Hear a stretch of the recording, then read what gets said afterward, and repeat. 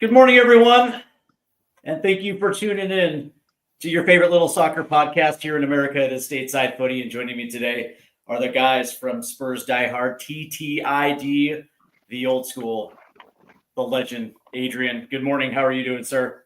I'm fine, thanks. I mean, I think we're all buzzing still from the result against Frankfurt, aren't we? And we're eager to get to the game on Monday. So I'm fine.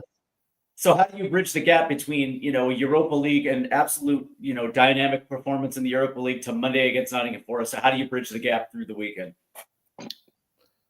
Well, bridging the gap, according to what team he selects. I mean, he might make about 8 changes. I mean, we can safely say that Son and Maddison won't start. It's just a question like whether players start or we don't want to start. I mean, you can see Basuma or Richarlison starting. Yeah, probably. I want to see the kids given a chance up front though, because there's less of a risk when you're playing up high. So I want to see the likes of Odebert or Tell or Mikey Moore, all 3 of them really. At least give Mikey Moore a half, So midfield, we don't seem to have that excessive amount of numbers. Sarr will probably get a game money, and then you're looking at probably Basuma will probably get a game. I mean, that's the way it is. I mean, I wouldn't pick him, but so I mean, I'd probably go Sarr and Gray in there with Kulu, but we'll see which way he goes. Either way, I think you'll find that all the subs will get used on the bench, all 5. And also joining us this morning is the Friday night host of Spurs Die Hard's TTID. He is the man in Kansas City, and apparently he's the Dank of England. Drew Zilla, what's going on? What's going on? Hello, wie geht's? all the Germans. Hello there. Apologies. We are very sorry. That's how the English like to talk to people in foreign languages. You just say something louder. But no, I'm doing really well, man. I woke up still buzzing. I'm actually watching the game again because whereas yesterday I was asking the questions, I think today I'm going to be expected to answer some. So I wanted to get my head in the game. I mean, let's come out and be perfectly realistic. I mentioned it last night. It wasn't the greatest game in the world. I'm watching it back now, but I mean, it's not about the game. It's what happened at the end, right? So I'm sure we'll get into it. But thank you for having me, Steve. I really appreciate it. Absolutely, and I want to bring in Wayne Bonner, who is here in the chat. He says, "Good morning" with about 12 O's. Afternoon, everyone. I hope you're doing well. Hopefully, he doesn't rest too many players on Monday. But would like to see Tell more Odebert get some proper game time yet. I think we would all at this point. Although I do kind of feel like Mikey Moore, because Mikey Moore really hasn't gotten a lot of run lately. I would probably assume that's more towards the end of the season, like with 3 or 4 matches left, especially if they're out of Europa League. At that point, that's usually the time where the kids come off the bench. But I'm not necessarily one to bury the lead, gentlemen, because that's just not my style. I like just to come right out. The tag on today's show was, have the Spurs turned a corner? In the chat room, we have Alan Adams, who basically said, no, not at all. Not at all. No, that was beautiful. But I asked that question because we've seen at times this season total group efforts. Most recently, obviously, getting a lot of players back off the rehabilitation bench into the first team, onto the training ground. And it was going to take some time to get some of these guys back up to speed. But now all of a sudden we have these guys back, and we had Chelsea, we had Southampton, we had the Frankfurt in the first leg, we had Wolves, and now we had Frankfurt again. And it seems like through 5 games, you've seen, I guess you can say, the baby steps towards what we saw in the second leg. Which was a far cry from what we saw coming off the international break against Chelsea. So I will actually ask you guys, and I want to start with Adrian on this one, because you go back. Number one, do you think Spurs potentially have turned a corner? And if so, can you point to a time in the past with a different version of Tottenham Hotspur that almost reminds you of this time? No. I watched the Spurs team get relegated in 76-77, so 1970. So, and that was a poor team, a lot poorer than this one. There's a lot of quality in this squad, but we haven't turned a corner because simply there's been no consistency. you need to have a few runs. You need to be feeling confident you're on a run to know you've turned a corner, and that hasn't happened yet. We're just beginning to see signs of like a midfield three gelling because we've actually played the same midfield for a few games. Up front, we're still very clunky. At the back, we're looking a little bit tighter now that Romero and VDV are back. But in Vicario, he's like been good one game, shaky and nervous another. So where we seem to improve is definitely in the centre-back area. It's good to see you, Doggy, find his mojo back in the last couple of games. But no, we there's still a ways to go. And if we play youngsters, we may not turn the corner in the last amount of games we've got. But then what you want to see is you want to see growth. You want to see these players develop. You want to see these youngsters think, yes, we can go next season, and we know we get a few additions in. You know, and you'll think like, the omens are looking good. Because if you really want to be cold and look at the squad, and you said, who's the regular starting 11? Who starts out of all 25 players? Who actually starts? There's only about 3 that you name. You name VDV, Romero, and Vicario. You can't even say the fullbacks, which of the 2 of the 3 fullbacks will start. Midfield, you can't be certain.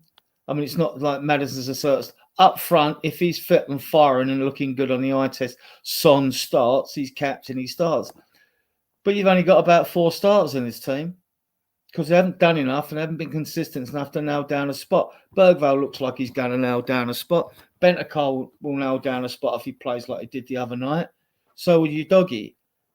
But to answer your question, no, we haven't turned a corner. The potential's there. I've seen some good signs. I've seen some good signs of players getting back, getting their mojo back. Drew?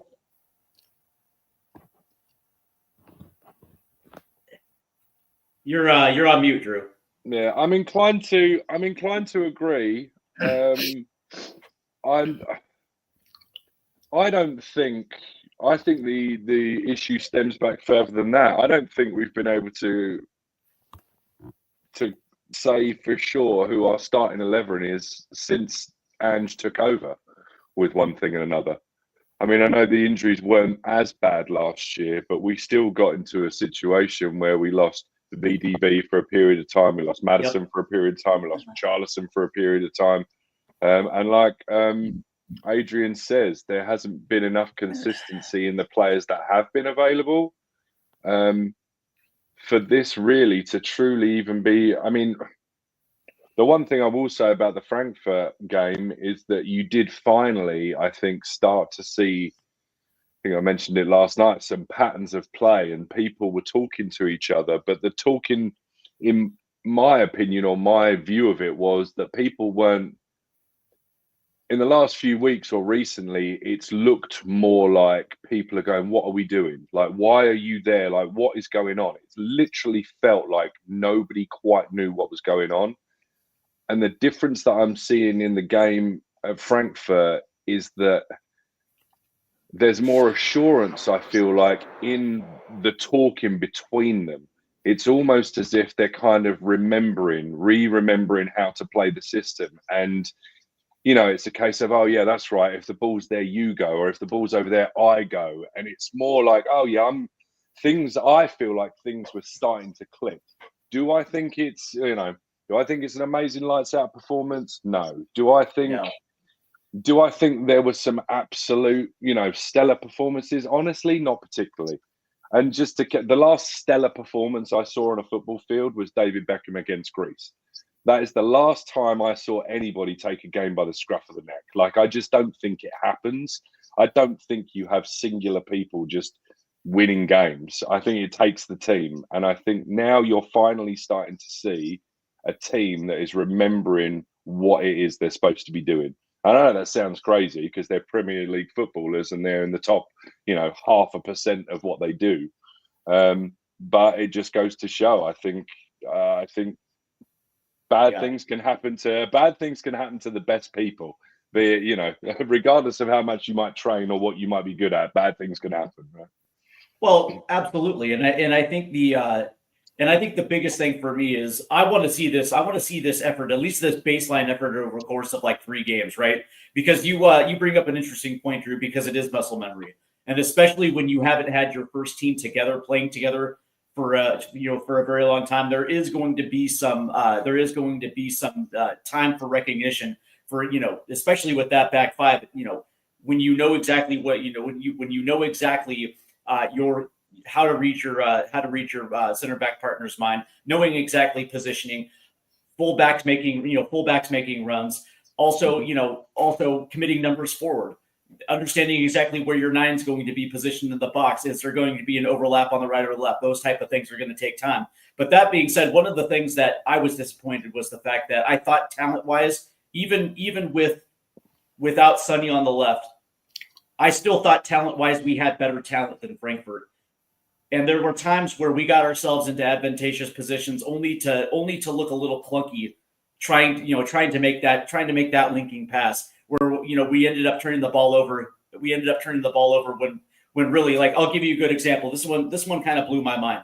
And maybe I don't know how you guys feel about this, but Matisse Tell, there was an opportunity in the second half where Matisse Tell gets the ball up the left-hand side, and he's at the corner of the box, and he had the overlapping run to Destiny Udogie, who was actually wide open heading to the touchline. But instead of hitting the overlapper, he decides to cut in on his left foot and put one on net. Now, granted, it was a good shot, and I'll give him all the credit in the world because the keeper had to come out and actually make a save. I think that might have been the first half. Excuse me. But the reality was he had two runners on the far post, and he had Udogie running to the end line right there. And if he makes the correct play, you're actually going to catch 2 runners in an advantageous position, whether that be Solanke right through the middle or whether it would be Brendan Johnson at the back post. And I don't know how you guys feel about this, whether or not this is just youth, a guy who's trying to make a play, which is okay, fine. At least he has the wherewithal to make a play in that situation. But it's also having the understanding where maybe a little bit more experience. They're like, well, wait a second. This is actually a little bit more of a high percentage chance for us to get a goal in this situation and not necessarily waste this attack. Yeah, it's a question of choices sometimes, and it's easy to look back and say, well, why didn't you do that? Because you didn't score a goal. But I'm all for players cutting in and shooting because we haven't been doing enough of it recently, have we? So I'm all for him. Listen, if he's got the confidence and he's a bit greedy, and I like that, and I like his attitude as well. One thing Tell's got is a good attitude on that football field. He's got cojones as well. So yeah, we need to see a lot more of him before we go anywhere near that mad price we're being quoted for him. Yeah, right? No, there's definitely.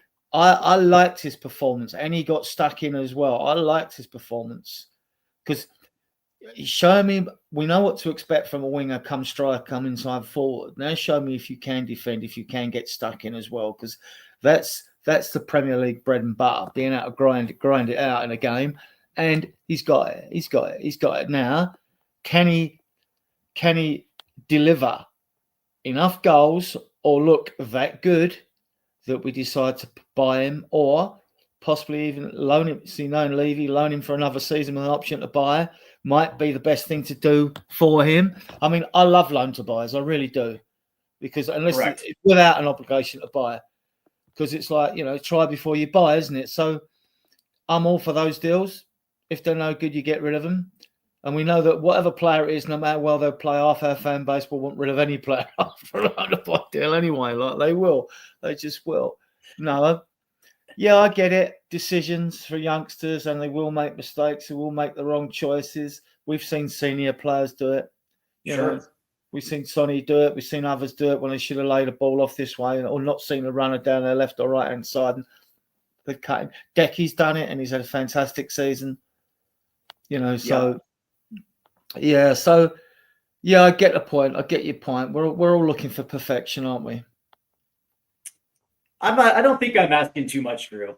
I'm not asking for much. I'm just asking for perfection. To run this, to run this attack, efficiently and fluidly. And to your point, I do think that that comes with advanced playing time. But one of the things that really bugs me is the fact that this need to push it down one side of the attack.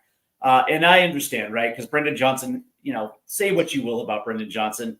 I personally believe his development has plateaued a little bit, and it could be a number of things.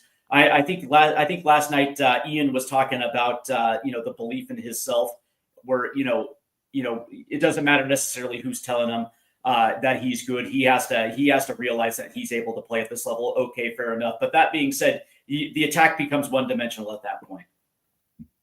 And one of the things that I would like to see, one of the things that I like to see is more, is more ambition in that attack. We saw that a little bit against Southampton. You could say, well, okay, well, that's Southampton, fair enough. But one thing I did see was Lucas Bergvall making runs into the box, actually kind of playing that little Decky role. And if you guys remember against Everton the first time around this season, where Decky had no fear making small runs in the box and being that distributor, because he had movement to his right, but he also had Basuma to the inside as well too. And if you remember that nice little weighted pass where he caught Basuma running in, you know what I mean? We saw that a little bit with Lucas Bergvall in that Southampton, not so much against Frankfurt, and a lot of that has to do with defensive positioning. But it almost seems like they pick and choose necessarily when to be on that front foot, depending on the defender that's sitting right in front of them. But that being said, though, you would still like to see those little things that actually truly open up the attack. Yeah, absolutely. And I think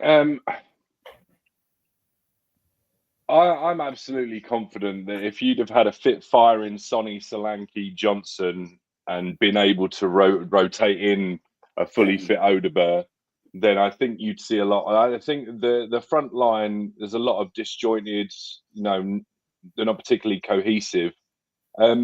But the same can be said for our midfield, and it's been exactly the same issue. We've had a real hard time actually putting out the same three, or at least a version of the same three for a decent period of time, right? It's always, somebody that if it's Bentancur or it's Bissouma, but then, Decky's out for a little while, so it's Maddison. Well, then we try Maddison and Kulusevski. Well, then all of a sudden Sarr comes in for a minute because Maddison's picked up a knock, or Kulusevski's having to play out on the right because Johnson's not available. So it's just one thing after another. And I just think everything stems back from that. And this is why I guess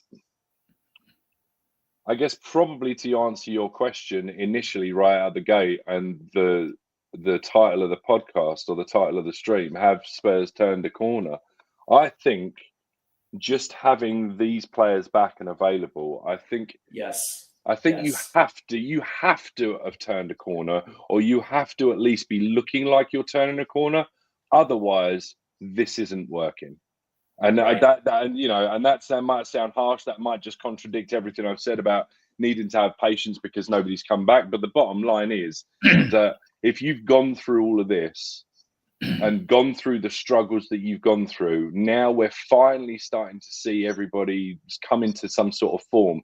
If now is the time where it still looks disjointed, then we've got a real problem.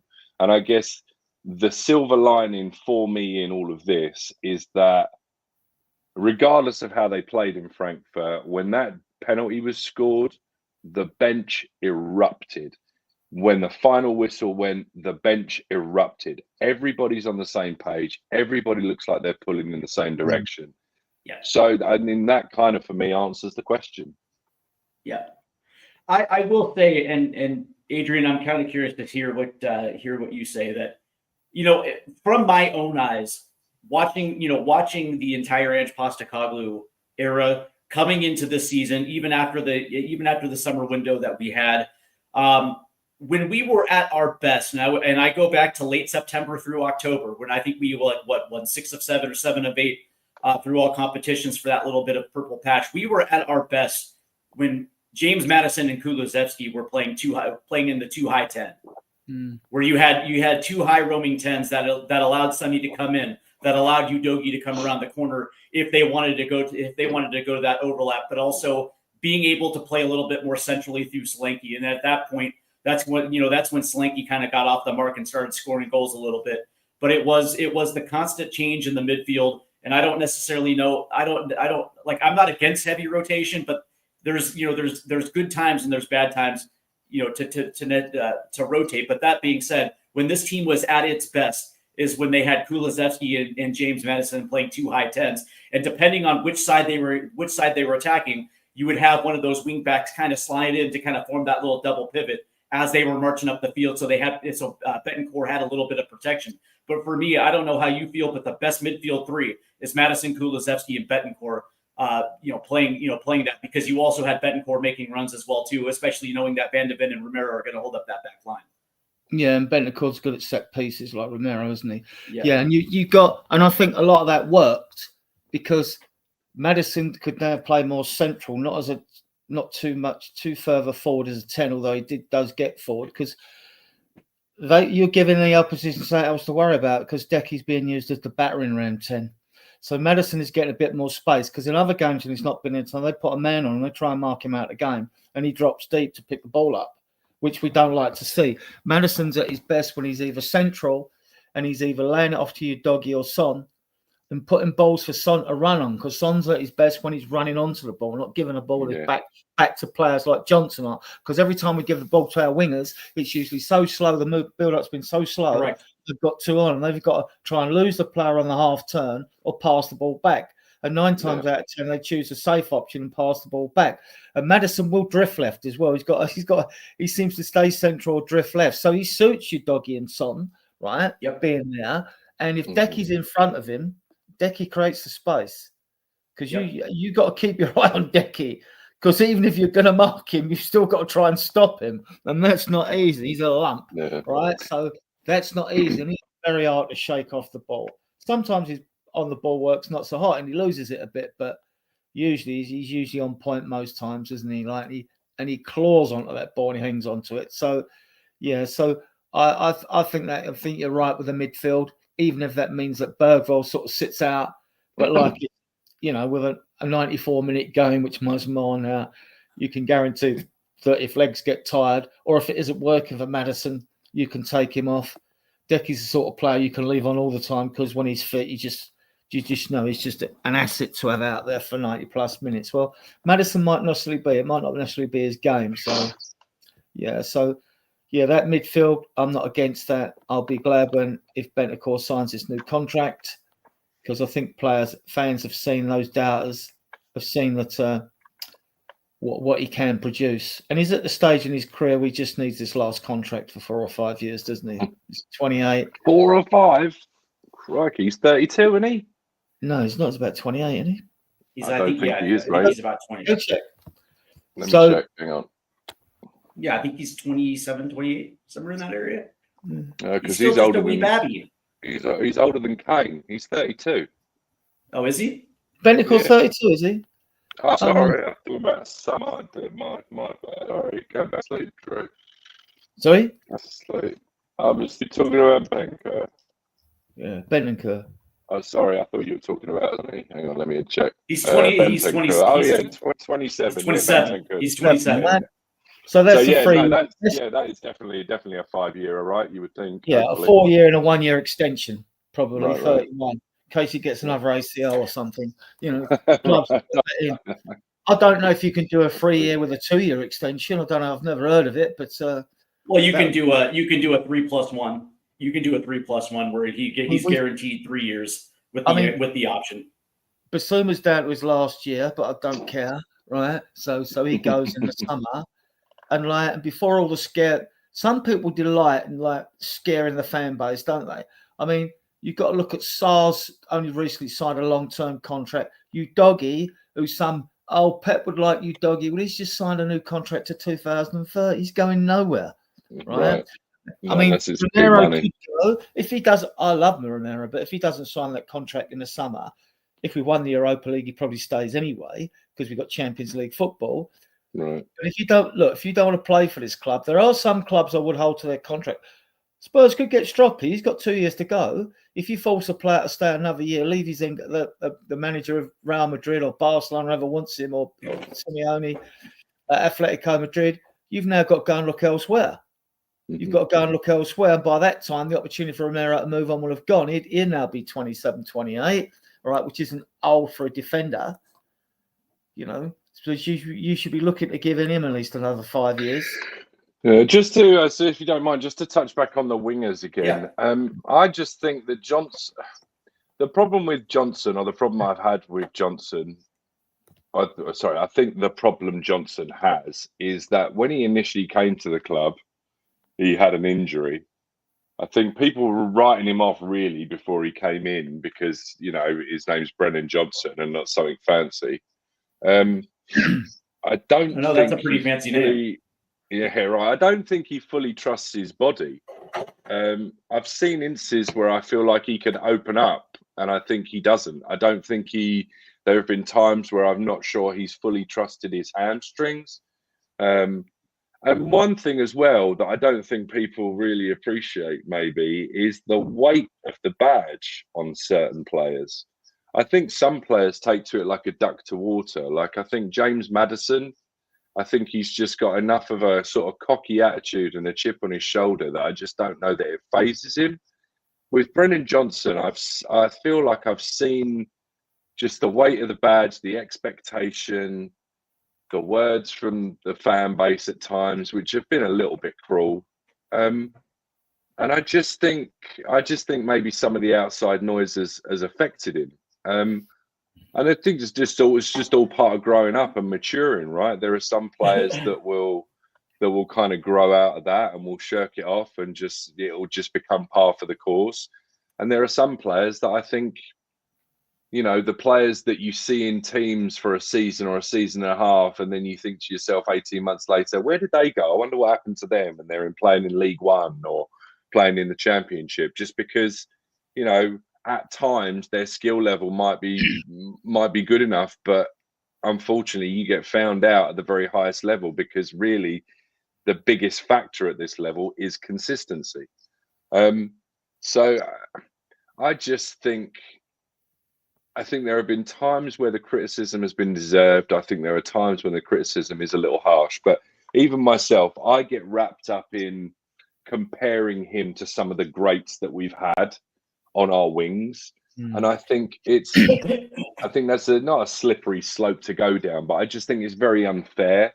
I mentioned it last night that I think last night with Gareth Bale, people take a very, very, you know, the comparison to Gareth Bale, but what they're failing to do is go back and look at Gareth Bale between 18 and 23 and take that Gareth Bale as a comparison to Brennan Johnson.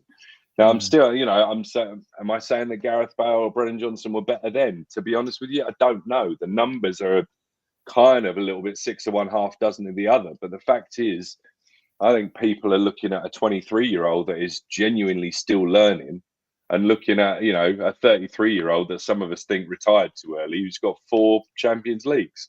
I mean, I just don't know that it's entirely fair. With Sonny, I don't think the comparisons to Salah are fair, and I've gone over this before, just like the size of the player and the genetics and things like that. I was looking at a game the other day just because it came up on my feed, and it was a game from, I think, 2018, 2019. And if you look at Sonny, he's I don't want to say a lot thinner than he is now. Let's say he's maybe a little thicker now. And I don't mean fat, I just mean thicker. Like his genetics are just different to that of a Mohamed Salah. If you look at Sonny now, over a set period or over ground, I'm sure if you just crunch the numbers, I'm sure it takes him longer to slow down, and I'm sure it takes him longer to speed up. And like that whole thing, when you're dribbling against somebody and you're going fast, and then you're taking a half step to try and put them off, and then you're going again. He hasn't just lost a yard of pace.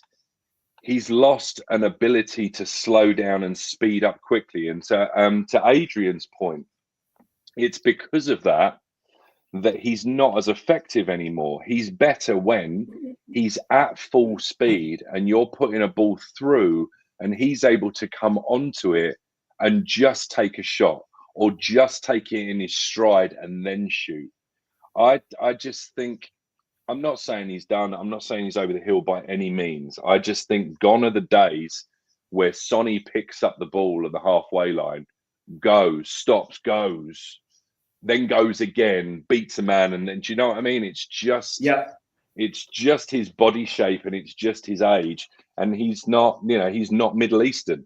He's not, and I've got a lot of Middle Eastern friends, and I know a lot of their dads, and their dads still look like they can play football. It must be something in the genes. They just have a very kind of slight frame and a very strong frame. And I think, as I say, that's why I think the comparisons with Mo Salah are a little bit unfair as well. He's lost the art. Different with the Brennan Johnson thing. It's a big call. I mean, I didn't want him at the club when he came. I've now seen he is a good finisher. Sonny's still the best finisher with both feet that we've got, which might be a sad indictment if he is on the decline. But we've got next season to see if he gets all these injury problems out of his way, because he had the groin operation, didn't he? And so this problem with his foot, he's been carrying it for a while now.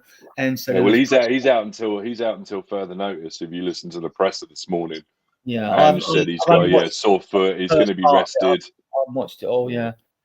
But with Johnson, he's no guarantee for the next Europa League game. He said, so we'll just have to wait and see. He's always coy on his subs like that. Those press conferences, injuries. So Sonny will be back, as will Maddison. Whether they play in the Liverpool game before then, I don't know. Before the away game, I don't know. Oh no, it's West Ham away, isn't it? Liverpool. But Johnson, I mean, with him, so I thought, hang on, you've got this kid in. I didn't like the look of him. I mean, last season he only got 5 goals, so I think I was justified in my critiques of him. But whereas with him and Werner, I believe that Johnson had potential to develop. We'll see if his development continues next season, because he isn't going to be going anywhere. But what I found really interesting, what was a really big call for ANGE, you brought a new kid in who people are questioning, and he throws him in the North London derby away for his debut. That is a big call. Get that wrong, you've got all the fan base. And he had 2 reasonable chances to score in that game, Johnson. And it might have been 3. I know it was definitely 2. So I thought, hang about. You then you start reading between the lines, which I like doing. It's a pet hobby of mine.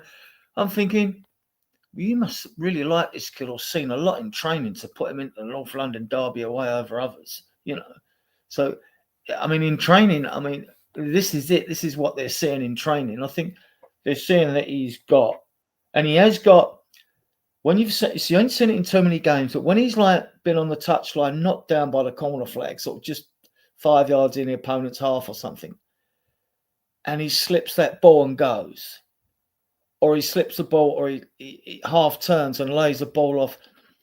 He's got a skill set, and we need to see more of it. We need to see more of his trickery is what we need to see. It's there, and like Drew's alluded to, it might be maybe a confidence thing, but he should be full of confidence, even if he goes a few games without scoring a goal, because he scored 16 and got 3. He's their top league. I think he's got 9 league goals out of that, so he's our highest league scorer.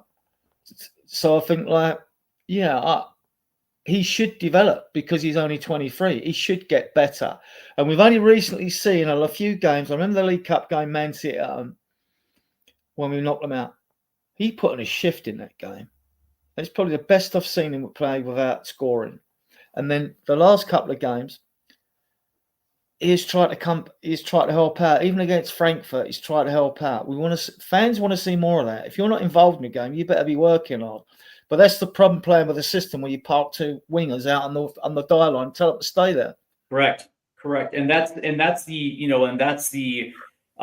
my issue as well too. As Peter Kasagias, and this is the same thing that Ian said last night, that he'd like to see Johnson as an inside forward. Well, unfortunately, in the ANGE Postecoglou system, there's really no space for a false 9, almost playing off the shoulder of Solanke, just because ANGE Postecoglou likes his wingers hugging the touchline, right? It's generally more geared to the overlapping run than inside runs to the into the far to the near post. Now, granted, if this was like an Oliver Glasner type of attack, where it actually does have a 2 striker, room for a 2 striker, or even a Maurizio Pochettino, as we're seeing right now with the U.S. men's national team, depending on who they're using, whether it be Christian Pulisic or whether it be Timmy Weah, where they actually do have a little bit of a false 9 moving up into the attack. Yeah, I can potentially see something like that. But the Brendan Johnson, like I think people forget that when Brendan Johnson came in, he was a raw prospect, not a lot of first team experience, and you're coming from an environment with Nottingham Forest that didn't necessarily have the pressure and the expectations of a Tottenham Hotspur. And then you bring them to a Tottenham Hotspur, and all of a sudden fans are expected to see greatness from the moment on. Like, yes, there are times where a guy like Gareth Bale can do that, or Harry Kane can kind of do that, but not all prospects are created equal. It just does not happen that way. And some guys take longer than others, but I will acknowledge that Brendan Johnson has a hell of a ceiling. I just don't. I think for a guy like Brendan Johnson, he needs somebody to push him. He needs somebody to remind him that, you know, not everything is going to be handed to you, and you're going to have to work for it. And one of the things that I do like and a lot of people use this as a knock, is that he's a relegation merchant where he can only score against teams that, you know, that have crappy defenses. But that being said, that's 50% of the equation, right? Where you actually build confidence off of scoring against teams like that, because it's going to make you actually have that confidence where you can do it against the Liverpools or the Man Cities or the Man United, so on and so forth. So I will say from that standpoint, there's still a lot of room to improve. But to move him to a 10 at this point where he's still developing as a winger, right? You kind of want to continue to develop him at one position before you move him off, unless he shows that he's just not equipped to play that position, where you have that, you know, that finality where you just understand that it's not going to happen. At that point, yeah, you might try some other positions. But that being said, right now, I still think he's developing, and we're seeing times where he's playing a good game of football. I think coaches out there are missing a trick here. We see all this horseshoe football, or some fans would call it horseshit football, because it's all robotic and very much the same, right? And you've got two wingers now. I'm all for wingers being wide, because you get down, try and stretch and pull defenders out wide and create space. But I can't help thinking, but then when you get it down to the wings, when you look to put the ball in, there's either no one in the box, or there's one striker like a Solanke, right? Thank you. Me, and now we're talking about inverting the fullbacks. I've got nothing with players adopting any form of attacking style if it works. But you've got attackers there before you invert your fullbacks. So why have them wide when you're back defending, right, and out ball to get it? But then I'd like to see both wingers on the corners of the penalty area, and then Slanky split dead in the middle in between them. Because one there you're on the what they call the closed spaces there, which is on the angle of the penalty areas. If you've got your wingers there, you haven't got to cut in and work your way in there to get a shot, and you're almost in a position to have a shot, and you've got Slanky in there as well. And I just think you want to. Decky does it all the time when he's on the right. He'll cut into the closed space, and people say he never uses his right foot. Well, he put a lovely right-footed cross for Kane to score on the 3-2 win away at Man City. He's got it, but Decky, when you look at his stats, he makes more incursions into the penalty area than any other winger, right? And the reason is to narrow the distance between him and the striker, so as you get more accurate passing and get more shots off. And I just think, whoever our two wingers are, if you're out on the wing, you've got to work your way into the closed space. But if you're already halfway to that objective, if you're 5 yards in from the touchline, you can blast it in. I mean, like, you wouldn't be doing any more than what Porro does, basically, except for you would, because he inverts, because you'd be there. But to me, the wingers should cut in, and the fullbacks should be the ones going down to the corner flag. Right? Yeah. They should be the ones that it's the reason we play all this horseshoe football. It's all about getting overloads. It's not just overloads in the front. It's overloads when you play out from the back, when you play out through the middle of your half, when you play out from the centre line, when you play out in the middle of the opponent's half, when you're playing it around down the wings. It's about overloads all over the pitch. That's what all this modern Ponzi coaching's about, right? And I don't like a lot of it, to be honest with you. You know, and like, I just think that these wingers should come in more to help Solanke out. And they talk about service, well, and crosses. You can pump as many crosses in the box as you like, but if no one's getting on the end of them, it doesn't make a difference. Crosses are useful, though. You can cause panic. A defender can mishead it, and you can create a chance. But there aren't many headed goals. Solanke's only got 6 in about 160 Premier League appearances, so it's not a question of actually.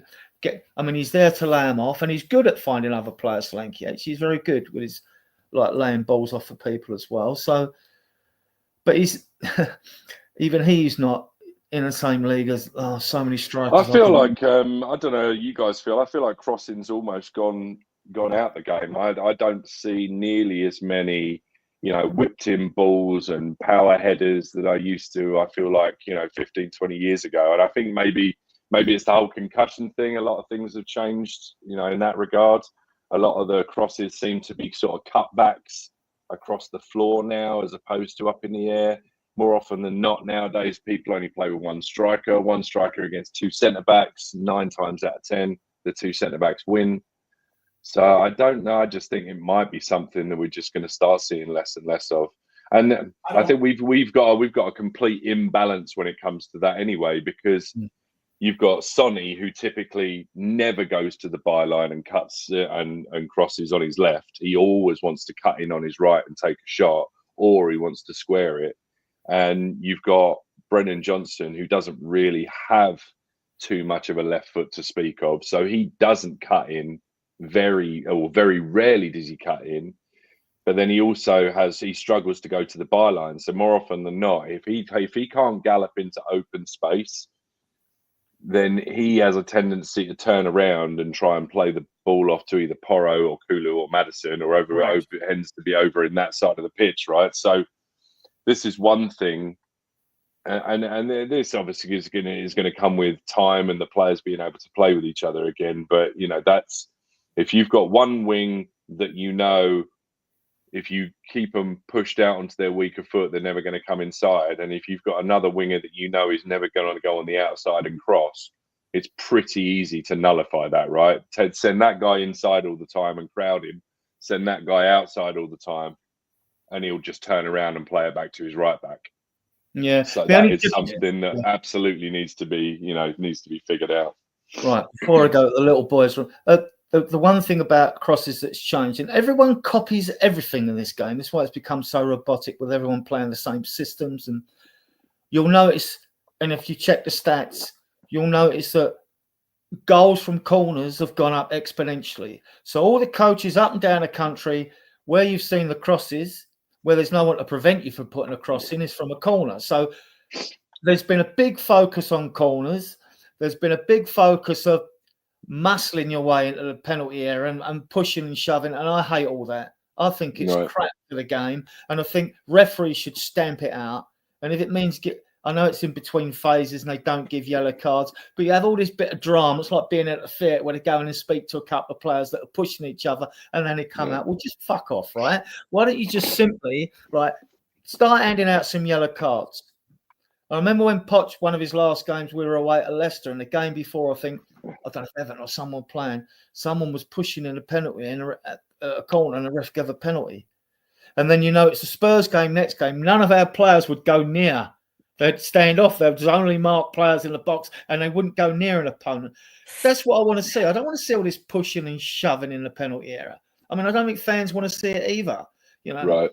And it's just rubbish. It has gotten worse and worse when you've got you do have the players just crowding the keeper, and they're standing there, and you're spending 30 to 60 seconds waiting for this merry-go-round around the keeper, because you've got the player needs to get to the keeper, the defender trying to get to the player to stop them, and then the ref comes over, tells them all to stop doing it, and then they all start doing it again.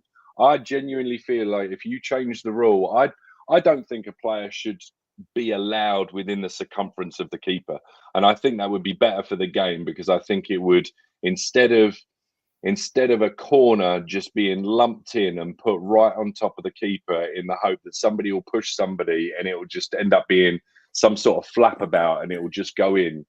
I think that if you were to strictly tell the players you can't stand within 2-3 feet of a circle of the keeper, and everyone's basically, you've basically got to be 6-yard box or further out, I think that would help to create better footballing plays than just constantly having a ball go into the box, the whistle be blown, because after the fact, the two players didn't listen to what the referee was saying. They carried on, and halfway through the flight of the ball, he said, "I've had enough of this." He blows, and it's a free kick. And, we basically just wasted 3 minutes for absolutely nothing. I think Yeah, you're 100% right. I think what bugs me most about this attack is on paper how this attack is supposed to be worked. Because considering we have a high press, it is designed to get the ball back high up the pitch and strike on the counter, right? Which means a commitment for runners going forward. And how it's supposed to be designed is either Madison or Kulusevski gets the ball, turns on the half, and then puts one forward to either a running Sonny or a running Solanke in the box. And that's generally how it's supposed to. It's how it's supposed to run. Just considering the commitment to the press. But when we are in the buildup and we do have runners down the left or the right hand side, what's interesting about this is when either Sonny or Brendan Johnson stop, or if it's a wing back that stops to play it back, whether it's Pedro Porro to Johnson to Kulusevski or vice versa on the left, and we take this horseshoe. One of the things that we're just not seeing is that commitment to runners in the box. There's no courage from there's no courage from James Madison or Kulusevski or Lucas Bergvall to make a run into the box, especially from the left hand side. If Sonny stops, turns in, cuts on his right foot, and puts one in the box, it's generally just Dominic Solanke on an island covered by 3 defenders. And people wonder why we can't get the ball into Solanke. We don't have that cover at the back post or the near post, because generally speaking, as we're playing it back and we're trying to shift and try to get defenders to move, and you'll see Romero Vanderbilt looking forward for a runner into the box. You just see James Madison. You see Madison ball watching. You'll see Bergvall ball watch, and instead and you're waiting for one of 2 wingers to make that cut in. And you're just not seeing it. And so unfortunately, we'll just see a lot of possession. Right. With no substance. And it's Madison, and you bring up a really good point about, you see VDV or you see Romero, and you're looking They're trying to play the ball forward. They're waiting, right. And the reason I bring that up, a prime example, sitting here, I've got the Frankfurt game on. Prime example of that, and a prime example of people, I think, just reflecting or going back to people remembering and people learning things again. Romero was the catalyst for the penalty for Madison, and they showed a really, really good camera angle of it in the replay. And it's almost essentially like touchline behind the goal, and you see the back of the back of Romero, and you see what he sees all the way down the pitch. And Correct. You can see him looking at Madison, and you can see Madison looking at him like, are we going to do? And you see the play. Madison gives him the eyes, and the penalty doesn't happen if Madison doesn't make the run and Romero doesn't play that ball. And you're exactly right. We don't have enough committal from those central 2. And I think in part, in the back of their minds, I think they're worried about making that run, because I think we've conceded so many goals in transition. And I think and whether this is a criticism of Ange, whether, this is him being naive or the team as a whole being naive, we have a big problem in midfield in that there is an issue where either nobody goes or everybody goes. And this is why we're kind of getting those. But I've seen it so many times this season where everybody's heading in this direction. One wayward pass, one slight, one person's not exactly where they're supposed to be. The entire thing falls apart. And now all of a sudden you've got 9 players running that way and looking that way because they just lost the ball. Right. Well, I'll say this, because I don't think Ange cares if he concedes a goal as long as they score 3. Right. That is the nexus of his attack. And if you go back to Celtic, if you go back to Japan, Yokohama, if you go back to his Australian national team days, or even his Melbourne Victory days, the whole thing is like, I'm okay conceding a goal if we're constantly on the front foot and we put 3 in the back of the net. Because does it matter if we win? Does it really matter if we win 3-0 or 3-1? Not really, because a win is a win is a win is a win. And I always go back to that Manchester City game at the Etihad, where you actually saw this attack in a prime example, where you had Madison taking chances and making runs into the box. And I believe he scored a brace in that game. as well too. I think Solanke scored in that game as well too. And it's when you have a total commitment and you have absolutely no fear moving forward and actually challenging the box, where you actually have Kulusevski and Madison penetrating that box and actually making creating space, because defenders just can't suck into Solanke and protect your striker. You're going to see a lot more chances. And I also believe that's the biggest reason why we don't necessarily have a lot of shots on goal, because we're not having that commitment. And I go back to that, this last Frankfurt game, I think we only had 5 total shots on goal the entire match. Now, granted, we got one because of the penalty, but you're not gonna create a lot of chances only putting 5 on target. That to me is the biggest problem with this, is that because and you might be right, maybe it's a player's issue where they're worried about necessarily being caught out because now they have to track back the entire length of the field and try to defend. But that being said, let that be Van de Ven's problem. Let that be Romero's issue, or let that be Udogie or Poro's issue, because that's their job. Yeah. Your job as a 10 is to not only be a facilitator, but it's also to be a shit disturber in the box. Right. I mean, I don't know if this is going to sound stupid or profound. It sounds a little bit of both in my head. But I think there have been times this season where players have been allowed to do what they were supposed to do as a player in their role, i.e. the Manchester City games and the games like that, where everyone has just been able to do what they do. And then there have been other times where I genuinely feel, especially our midfield, every midfield player has felt or thought that not only were they supposed to be doing their job, they felt that they had to pick up the job of the other two around them. And the same can be said for the 2 players playing with them. So all 3 of them felt like not only were they having to do what they had to do, they had to cover for everybody else, because nobody quite knew what was going on. And you've had a situation where, I think Sonny has had to feel like he's been caught in no man's land, because he's had to drop back and help cover a left back, because the left back wasn't quite sure what he was doing, because he no longer had Mickey van der Ven next to him. He had an 18-year-old next to him. So he's having to worry about the 18-year-old and what he's going to do. And I think as a consequence, everybody was just trying to either do too much, and by doing too much, weren't actually doing enough. And again, I think, sorry, just to sort of continue the narrative of the title of the show, I think because of now players being familiar and being able to just do their jobs, I think maybe you're starting to see, as I keep harping on about it, I just hope it's true, sort of the green shoots of recovery. I think we can all agree that it's taken a little bit too long for it to happen. What's happening now, we would have ideally have liked to happen 3 or 4 games ago. But, maybe sometimes it just takes longer for players to recover and just get on the page of their compatriots. It's football IQ as well, isn't it? You see a lack of it, a distinct lack of football IQ. I mean, I played football, I was crap, right, as a right back. But I was always conscious, of their attackers inside on my left, 2 of them, before even I went on a surging run down the right-hand side, right? So, but something like Porro could take lessons from. He's got the pace, but he should still, to give himself even better chances, he should be goal side. Sometimes he's level with an opponent attacker. Sometimes he's a yard in front of him.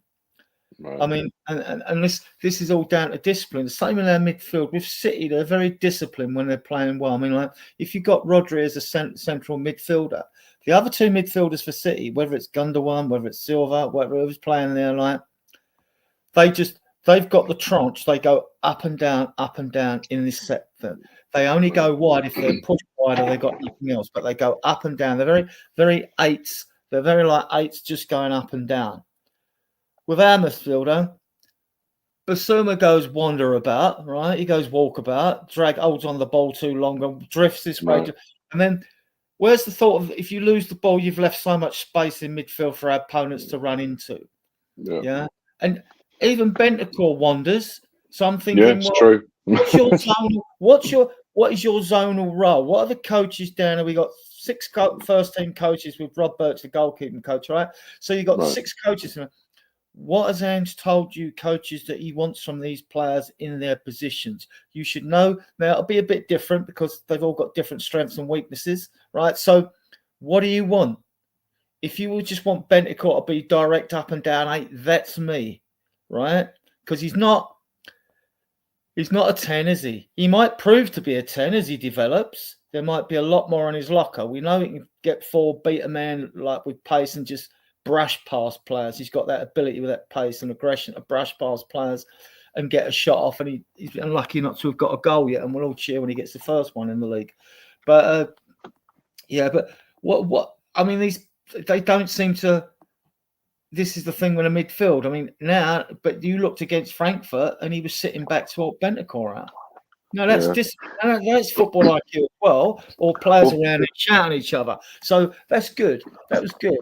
But the one thing I will say, Adrian, about footballing IQ, just my last thing, the thing with footballing IQ is that your players are only as smart as they can only ever be as good as the person with the lowest IQ, if that makes sense, right? Because 100%. the person with the 80 IQ can't comprehend what it takes to get from 80 to 100, right? So the guys with the 100 IQ have kind of got to come down a bit to allow for the guy that isn't quite at their level. And I think you do see that at times on the pitch. And I think it's probably very, very apparent with Johnson.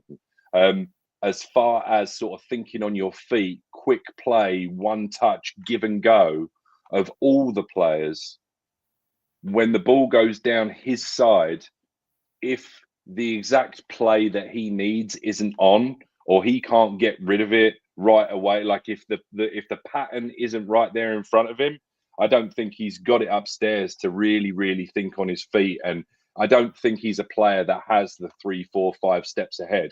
Like in comparison to like Berryvale, who you can almost see him thinking about what's next. And I think, there are certain players that see the field, and there are certain players that just see the grass in front of them. Madison's got good cue, Decky has, and even Solanke. Mm-hmm.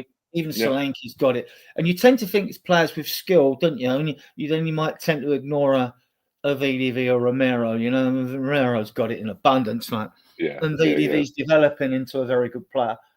But you can I don't know if it's about you, Steve, but I think it's glaringly obvious, especially nowadays, the players that really have genuine football IQ and brain, and the ones that kind of are just very skillful at kicking a ball in a certain way. And then you get players which probably haven't got football IQ that have just got that seem to have a natural ability and all that. I mean, like Porro's technically superb, but I wouldn't say he's got. I question his football brain at times, Steve. Well, I also think that this conversation comes down to coaching, because some of the best coaches understand their football, like their players' football IQ levels. Right? There's going to be a lot more freedom with a guy who's got a 110 IQ, because he's essentially playing 4D chess on the football pitch, where a guy like, considering Drew brought this up, for a guy like Brennan Johnson, it's up to the coaches to sit there and say, we don't want you doing too much. We want to put you in a position where your strongest attributes, you're going to be playing to those attributes. And I don't necessarily want you to worry about cutting inside and getting on your left foot. This is exactly what we want to do, because we know for a fact you got a good quick first step to your right. So that's exactly what we want. So when the ball plays forward, we just want you to make that intermediate run and put one into the box. Don't worry about tracking back, to the midway line to make a touch. That's not your job. Just stay forward. You know what I mean? And I think sometimes, I think sometimes you have a lot of guys who want to do too much. I think sometimes we see that, and we saw that especially. We saw that especially during the injury crisis. Guys who felt like they needed to put this team on their shoulders in order to win a match. When really it's like, understand that you have 10 more guys on the field that are equally as capable of making a play as well. So why don't you try to get those guys involved? But you brought up an interesting player, and I'm curious to know exactly how you feel about that. And that's Dom Solanke. And one of the biggest criticisms of Dom Solanke, he doesn't seem to have good positioning in the box. And I think I just brought up an interesting point, and not to pat myself on the shoulder, It's the fact that because you don't have a commitment to forward runs, Dom Solanke gets left on an island in the box, and he's generally surrounded by 2 or 3 defenders, right, to basically nullify his contribution in the attack. When Dom Solanke's at its best is in the counterattack, because again, this is how this attack generally works. It's because of the high press, it's to turn the ball over deep and get those guys turning and moving forward, right? So it's a quick counter strike where you actually have Solanke running forward. And we saw that a little bit earlier in the season when Kulusevski was at his peak form. When the ball gets turned over, he's automatically playing that ball forward. And I will point to the League Cup, the semifinal of the League Cup, the first leg at the Tottenham Hotspur Stadium, where we were getting turnovers in the midfield against Liverpool, and it was Kulusevski on the right side pinging balls forward, and you had Sonny making runs, you also had Solanke making runs, and that to me is Solanke at its best. Yes, you get the work rate, but when we're slowing things down, and he's central in the box, and there's nobody else to draw defenders off of him, he's not going to find the ball. He's not going to find the ball at his foot. Like, it doesn't matter the positioning, because there's always going to be 2 or 3 defenders around him. And to me, like, if you want to get the best, it's going to be even more of a double down on the high press and also quick strike attack on the counter. To me, I think that's the only way Dom Solanke is going to get high. The 19-20 goals that we saw with Bournemouth, because last year at Bournemouth, he wasn't asked to press at Bournemouth. He was asked to almost be a poacher in the box, but also I guess you can call it a fox in the box type of situation. But that being said, he was just asked to make runs. That was it. Play the ball forward, get on the end of the ball, put the ball on net. And this year he's asked to do that a little bit. But that being said, he's also asked to do other things as well too. And I sometimes think that when he's too committed to the press, he doesn't put himself in good positions to make those runs, which essentially nullifies the attack, because that's the tip of the arrow. So I'm just kind of curious, Adrian, how you feel about Solanke, how he's being used, and also what we can actually do to actually get him. This is where I would critique Ange. I've critiqued him before plenty of times, and I praise him when he does well. The thing is, we are where we are with Solanke. When we didn't have him in the team, we missed his presence. We had no one in the middle of the penalty area. So, Ange, now you've got to change your system. Either play a front 2, whether you go old-fashioned 4-4-2, 3-5-2, or something. Now you change the system, because we're getting no end product in the final third with our strikers. It's not happening unless the winger cuts in, it's off a blinding shot or a decky or something like that. So we've got no pressure in the centre of that penalty area, basically, because you've got no Solanke, right? So then you go 2 up top. If Son can't play as a 9, they tried Decky their 3rd game of the season, I think, and he said he didn't enjoy playing with his back to the goal, and it's not his strength, and you want him elsewhere, don't you? Shows you're desperate when you make tweaks like that when you could change the system. If you're going to play Son there, it only works against teams, that don't defend deep against us. So, and it has worked for Son and it hasn't. So it's only half work. Well, you don't use it because it's got more than half work to use something, to adapt. So we should have gone with 2 strikers through the middle then when Solanke was out, because Richarlison wasn't fit either. He should have tried something different, because we didn't have another number 9, a fit number 9. And you don't know what you're going to get from Lancashire yet. Fantastic scoring rate with the under-21s, 30 goals in all competitions before he pushed out on loan. And at the moment, you've only got Solanke and Richarlison, and Richarlison looks like he'll be gone. So the solution has to be a tweak in the system. I mean, if it's not working when Solanke's not, and you've seen it not work with Solanke, what if Solanke gets injured before the end of the season? What are you going to do? Experiment with Decky again, or throw Son in the middle again, or play Tell there? And you look at Tell's videos, and all he looks a talent. He's yet to prove it to me if he's worth the money. But he does look better on the left, and that showed the other night. Actually, he look more comfortable on the left. But the Solanke, the striker issue, I just think we need to tweak the system.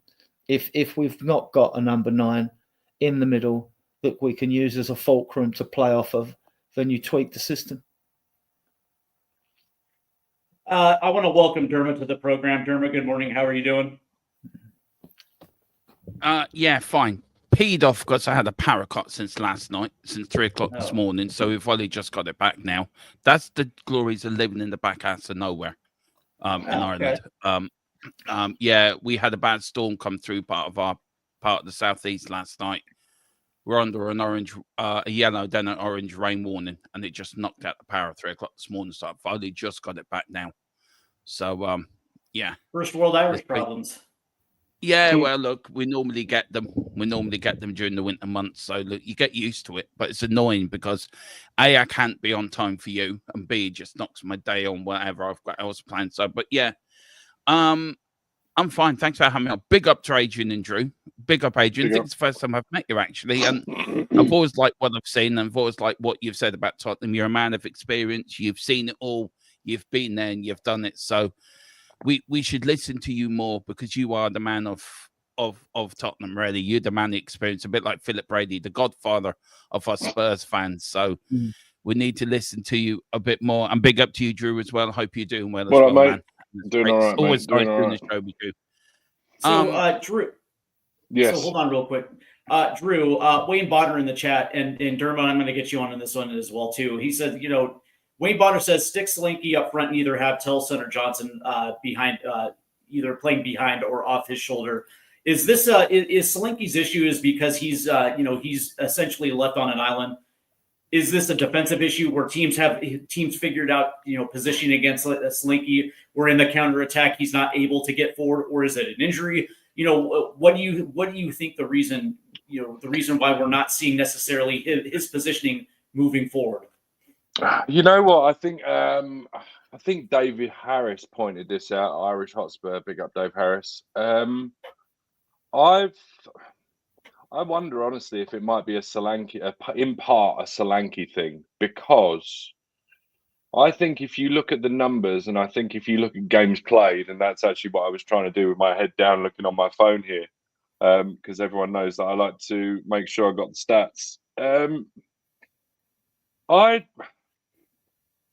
I think games played, I think there's been more output from Richarlison in this system than there has been from Solanke. And Dave Harris brought up a really good point the other day, or a couple of days ago, in that every time he has seen Richarlison play, or when Richarlison has been, yes, he, sort of scores in bursts, but he has been able to score somewhat, if you take the injuries out of the equation, he's been able to score or assist pretty consistently in this team, in this system. And I don't know that Dominic Solanke he might have contributed in different ways. And I guess maybe, even though his goal assist numbers might be different, I guess if you got down into the nitty-gritty XG of things, maybe the overall outcome is potentially the same. I'm not sure.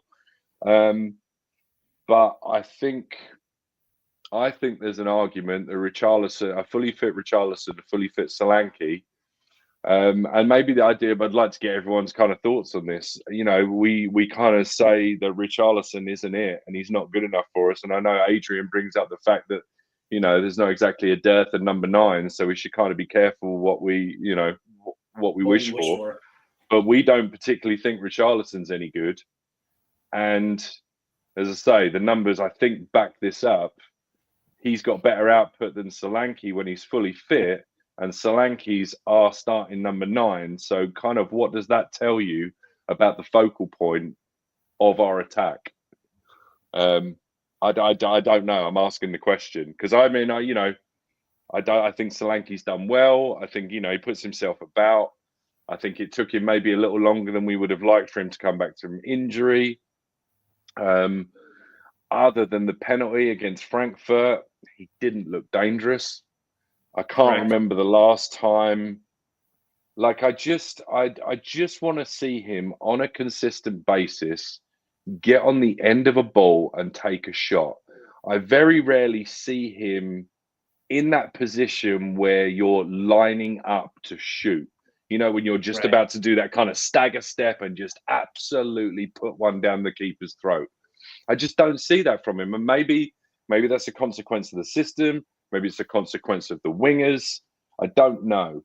But for whatever reason, Richarlison seems to be able to get more out of this system than Solanke does.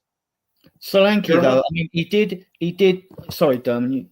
He has got it in his locker because he surprised me. I forget the game we played at home when he cut in. There was that, yeah. There was that game that he came in and on the edge, and he slotted it into the corner of the net. We're all going, And fucking hell, it's Harry Solanke. Yeah. I said, Harry Kane. That's Harry Kane. That's that goal he scored there. Like, go on, Dermot.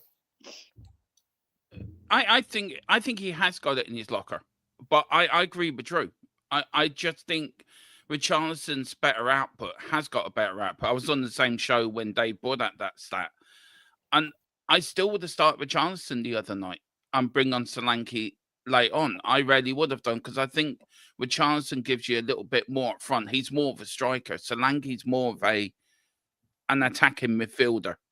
Do you know what I mean? Something Harry Kane did, come deep and bring other people in. Wayne Bonner put it brilliantly in the chat. Yeah. He comes deep. There's no runners coming in. So that's where Sonny had the connection with Harry, that when Harry came deep, Sonny would go into that gap.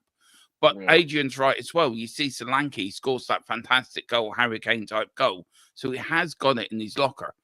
He needs to concentrate what he wants to be. Does he want to be the number 9 up front to get the goals, or does he want to be this number 10 that sits deep and plays everyone else in? He's got to realize himself which position he wants to play in.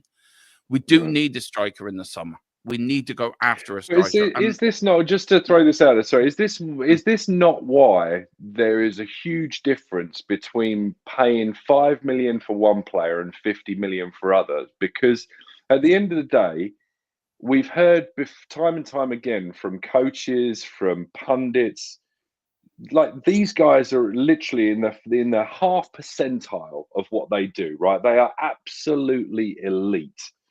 All of these guys, at one point or another, I would even hazard a guess, a couple of the goalkeepers on any given Saturday afternoon could potentially do what Solanke did in that move.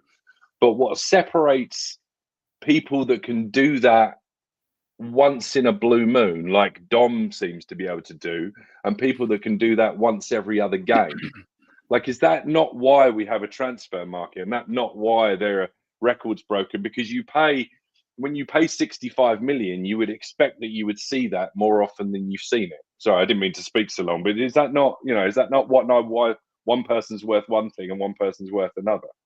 It is, I would assume, package, isn't it? I mean, if you want to compare Solanke and Richarlison, well, Solanke's got better close ball control, and Richarlison looks good. There's a reason he can play on the left wing, because he's got the ability to power past someone and beat them, not with a dribble, just with sheer aggression and that. He's got that sheer aggression, and he's good in the penalty area for set pieces. Richarlison, he seems to be more threatening than a Solanke is from crosses. Might be why. I mean, bear in mind, if the numbers are to be believed, we paid 15.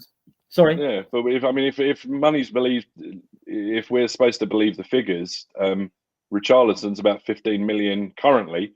Richarlison cost about 15 million less than Solanke. Yeah, if we ever hear the true figures, we always hear inflated figures when people argue one way or another about what's happening at a club. But I mean, then you'd say, well, he seemed to me just be more of a desperation by Richarlison, because if you buy him for Everton, he did okay at Watford, and he goes to Everton. Half the fan base love and hate him there, but that's the same for every fan base with every player they've got. So, and then he's up there. He was doing all right on the left for Everton. I even see him playing on the right for Everton. I don't watch many Everton games. I didn't see him play through the middle like a Calvert-Lewin, who will be on a free probably this end of this window. Another player, another striker, mate. Why are all these strikers made of glass? I don't get it. Well, I kind of lean toward the Wayne Bonner opinion about Solanke, and I do believe that a lot of that energy is given away in the press. But that being said, though, we have seen isolated instances where Solanke was absolutely dangerous in the box.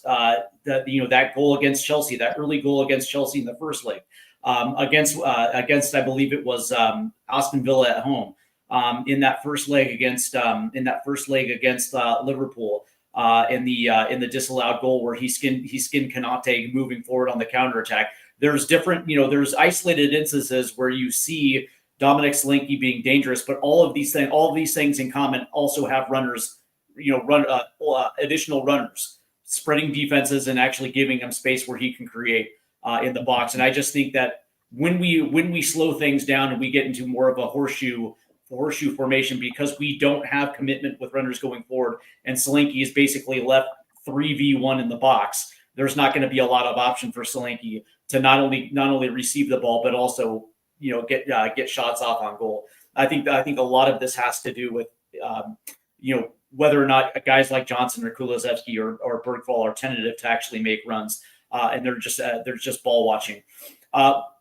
As we move forward, I want to get into the Nottingham Forest game, and so I'm going to start with Dermatron. What are your expectations, knowing what we saw over 2 legs against Eintracht Frankfurt?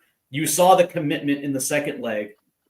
What are your expectations moving forward, not just for Nottingham Forest, but also for the rest of the Premier League season? Because I think everybody's under this impression that we should just put all our eggs in one basket, basically commit to Europa League, however that plays out. But there's still six more games left in the Premier League season, and that's the thing, is I don't like this whole put all your eggs in one basket and not focus on the Premier League, because that's still vastly important. There's still a responsibility with the rest of the schedule.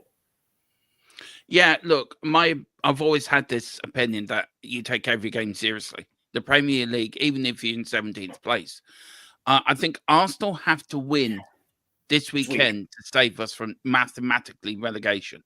That's how bad we've been, by the way. That's how bad we've been, by the way. We're dependent on them not down the road saving us mathematically from relegation, which is, I read that stat the other day, which is kind of unreal. I want to see commitment every game to the end of the season, either Premier League or Europa League. I think we should take an awful lot of confidence from that game on Thursday night away at Frankfurt, and we should use that and use it against Nottingham Forest. It is the return of Nuno, our former manager. I do regret calling McGarden gnome at the time when he was our manager. But he's done fantastically well with Forest. But I think we need to go out there and beat them. We need to lay a marker down between now and the end of the season for the start of next season.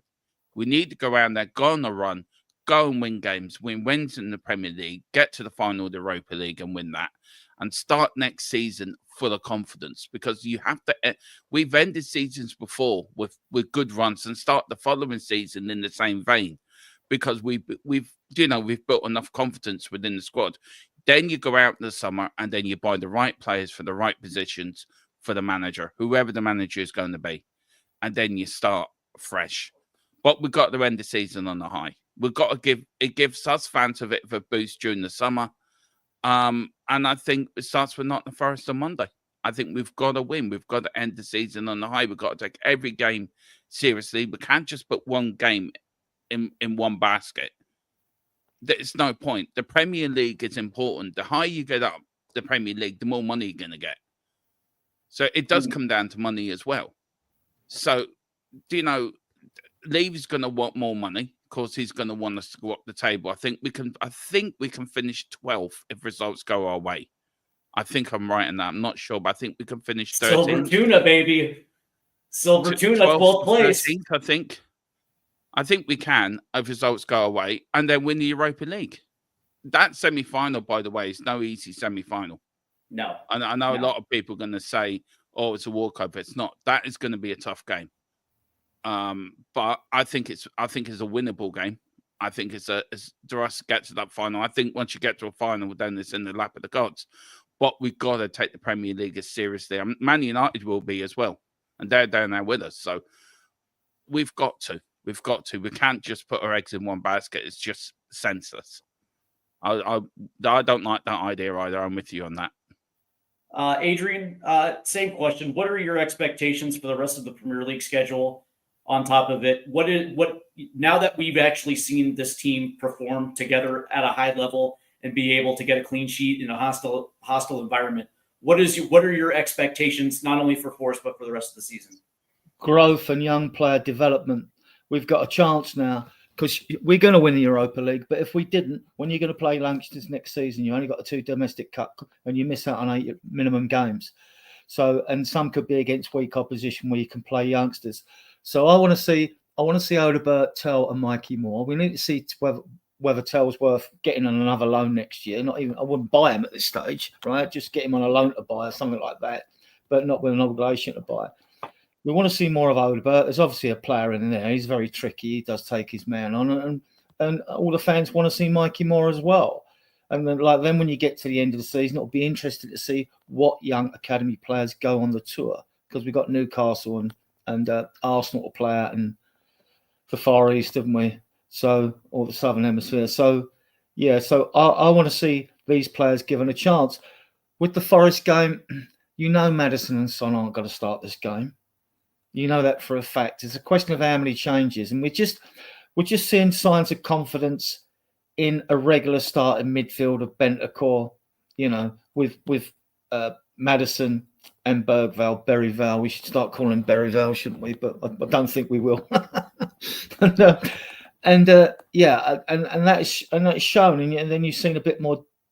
You've seen more cohesion in our midfield. But then you go back to the Wolves game when we locked and the inconsistency, and you wonder, okay, they were such poor goals to give away. And then you think about concentration and with the upcoming Frankfurt game, and where players held heads elsewhere. Because this is when we should have been, because Wolves were there for the taking, really. They're not that great. No disrespect to Ryan G, who comes in their channel all the time. But, I mean, they're there to be beaten. And we keep doing it. And until you get a consistent run going together, that breeds belief and confidence. And I just think that win against Frankfurt would have given the players a big morale boost and a real big confidence boost. And that should do. But if you make too many changes against Forest, we could go backwards again. I mean, and that's the fear for Monday. I'm going, but I just think he will make the changes. I mean, and Gray does need a game, doesn't he? And whether he even starts at fullback with Spence and they leave out Porro and Udogie, or whether Gray starts in midfield, oh my God! And if Basuma starts, and then you could see and Decky needs a bit more leg time. So, I mean, I'd rather Decky started this game now after he came on, because Maddison went off. He got through that half, so he should be fine to start. So you need him to start. Decky get a full game on his legs, so Decky is the 10, and then you can put Gray in midfield if you want. I think, but I think Sarr definitely starts this game because he needs minutes as well. It's a question who goes in there with Sarr. I fear it'll be Basuma, and you may see Gray at fullback. But even that, you see, you've got a team that's done well that you're not going to play again. And that just shows the lack of quality squad depth in our squad, or the lack of consistency. There's quality in the squad. There is a lot of quality there, but it's a disjointed. Well, I'd say, just to pick up on that consistency thing, I've got the fixture list in front of me. So since Elfsborg, right? One at Elfsborg. So win, loss. Oh, win, loss. Win. Loss. Draw, win, loss. Win, draw, loss, win. Do you know what I mean? It's all over the place. There's not, right. You want win, draw, win, draw. Like, that's kind of, I mean, if obviously losses are inevitable, but there's just, the lack of consistency in there. And obviously the injuries and stuff and players coming back have played a part. But yeah, it was just interesting just going back there. I mean, we were saying this when it was Conte, right? It was win, lose, draw. Like, it was just, you couldn't from one week to the next get any sort of consistency. So yeah, to Adrian's point, something that looks like progression and consistency for the rest of these last 6 games. That would be ideal. You know what my thing is, because we don't have a midweek game this week, and it's 10 days to the first semifinal leg. There's no need to rotate this match, because if you go off of patterns and you go all the way back to Elfsborg, ever since we lost the FA Cup against Aston Villa, and knowing that the Europa League is our last avenue for a trophy, there seems to be a heavy priority to rotate going into that Europa League game, right? So that would be Liverpool next weekend at Liverpool against a Liverpool team that pretty much has the Premier League in the bag. They're not necessarily playing for anything because they're out of European play. And that's pretty much it. Whereas Nottingham Forest actually still has something to play for. And considering that we're coming off a win in which we actually looked phenomenal, right? Here's the issue, right? Because the cat's out of the bag, man. The horse is out of the barn. You let everybody know exactly what level you can play on when you guys are all playing together, right? So now they set their own expectation level. So now fans are going to expect that. And so if you have every rotation, to Adrian's point, if you have heavy rotation, you take away the continuity and the chemistry of what you developed just 3-4 days ago. Right. Now Now, because we have 5 substitutions, you can prioritize different substitutions. So if you want to go Mikey Moore or Archie Gray, you can bring those guys in as the first off the bench, and you're still going to be able to give them at least a half hour, depending on how the first half went. But me personally, I lean towards playing nearly the exact same lineup as we put out there in Frankfurt. Now, with the exception, because we still don't necessarily know the situation with James Maddison, whether or not he was actually injured on that play, or if Ange is going to hold him out just to kind of give him a breather. But that being said, me personally, I kind of want to see that back 5 again. I want to see that back 5 continue to grow in that chemistry. I would like, if Johnson's able to play, not Johnson, but if Madison's able to play and he's feeling good and he's ready to go, I kind of would like to see Johnson, Decky, and Betancourt in the midfield. Me personally, I think those 3 are the best midfield 3 we can put out, and with Solanke, Tell, and Johnson up top, and then you can prioritize your rotation depending on who you want to see coming off the bench. Me personally, because we don't have that midweek game, I don't necessarily think there's a need to rotate until we get to Liverpool ahead of the first leg against Bodo. I agree. Just one thing on that. I mean, with the centre backs do the least amount of running in the game. I know VDV might have to make a few lung busting runs to prevent an attack, right? But you can play VDV and Romero in this game because they haven't given us much game time this season anyway, right? Correct. And so you can play them. They're not positions I worry about. Play them. No one's in fear of suspensions or picking up yellow cards. We're past game 32 now. They're all gone. You ain't going to get 10 yellow cards now. And even in the Europa League game, that's a fallacy to say that Betancourt suspended. He's not. No one's suspended for Bodo Glimt, right? They all got wiped out after the quarterfinals. Yeah, they all got wiped out off that stage anyway, and they're not. So I guess my only kickback, Steve, to what you just said was the team proved the level they can play at when there's something to play for. Now, you can have an argument all day long as to whether something to play for is pride, a cup. Spoiler, man. Play spoiler. You can play spoiler against Nottingham Forest. They've lost 2 in a row, including a bad loss to Everton last week. Right, so they're kind of hanging on to that top 4 by a thread with Man City kicking up their heels. Right, you can easily play spoiler. Yeah, but I just just the point you made, like the team raised the bar against Frankfurt, but we all know that's just because we're still in the Europa League. Like whether do these players? I mean, I sit here on my my high horse, and I say that they should be looking to go and win every match because there's money on the table that you need for the club. And on top of that is a pride thing. But then, I'm not naive enough to think that as a professional in the back of their mind, because of the scenario in the league, I mean, I would like to, I don't want to assume that this will be it. It would be bad for me to assume that they would think this in every situation, because I don't think they would.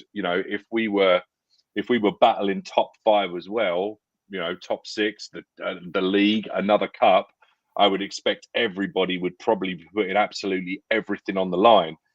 But whether we like it or not, I think it's probably human nature that you're gonna see over the course of maybe the next couple of games, potentially somebody might pull out of something, somebody might pull out of a tackle just because in the back of their mind they've got, I want to play in Bodo, I want to play in the Europa League.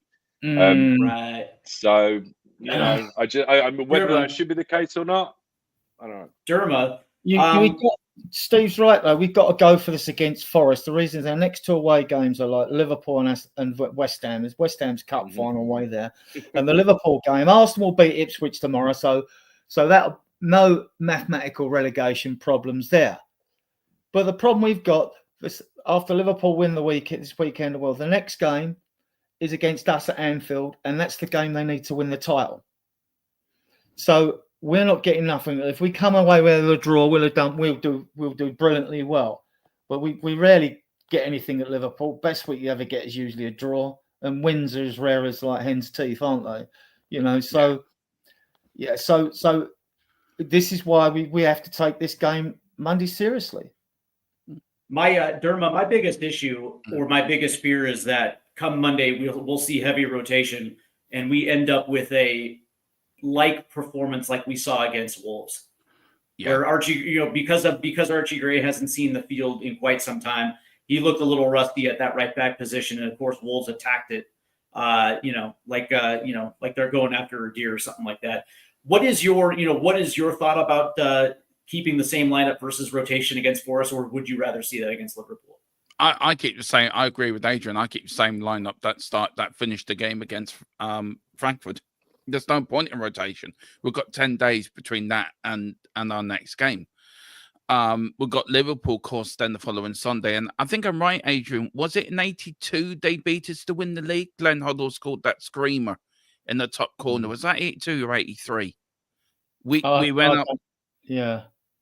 We went up there and they beat us to win the league that when day. We won. I know Klinsmann scored in the FA Cup when we won. We all remember when Yarma's free kick in the 2-2 draw. We had some poxy penalties given us against us Anfield, like most teams. Eric Edmond had a screamer screamer at Liverpool as well. Yeah, but look, I agree with you. I do agree. We have to stick with the same lineup as we did on Thursday. We've got to. There's no point in heavy rotation. We made that mistake before, where we had a gap between, what was it, the international break? We had one game and then we had a break, and we made heavy rotation and we mucked up. We can't do that again. Ange should have learnt by that mistake. Dermot, he might start with your man. You wanted to start with Richarlison because he has a habit of scoring against Liverpool. Yeah, he does actually.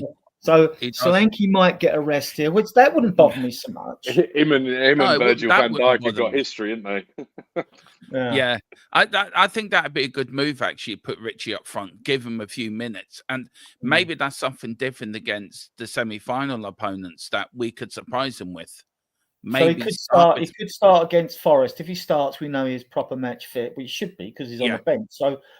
So you'd want to get him some game time on his legs because he need to be a bit sharp. And he's in the shot window as well. Yeah, you're going to need everyone fit for that semi-final. You're going to everyone on their game, match fit, ready to go. But I love Richarlison. I love his shithousery. I love the way he's on the bench, how he celebrated. Look how he celebrated that goal on Thursday. He's so infectious. And you just love him for that. I mean, he's not the greatest footballer in the world. We'll all admit that. He's not Harry Kane-esque, but for shithousery and commitment and what he does, what he brings to a squad, what he brings to a team, you got to love him for it. You've got to give him a half against Forest, I think. He's got to get at least a half. So he might not start, he might get the second half. But then the problem with that is if it doesn't go right in the first half, that throws all the substitutions into more confusion, Well, what do you do, Still, that's what Ange gets paid for. So that's it. But look, I'm looking forward to it. I'm looking forward to it. Come on, I am too. We can beat Forest.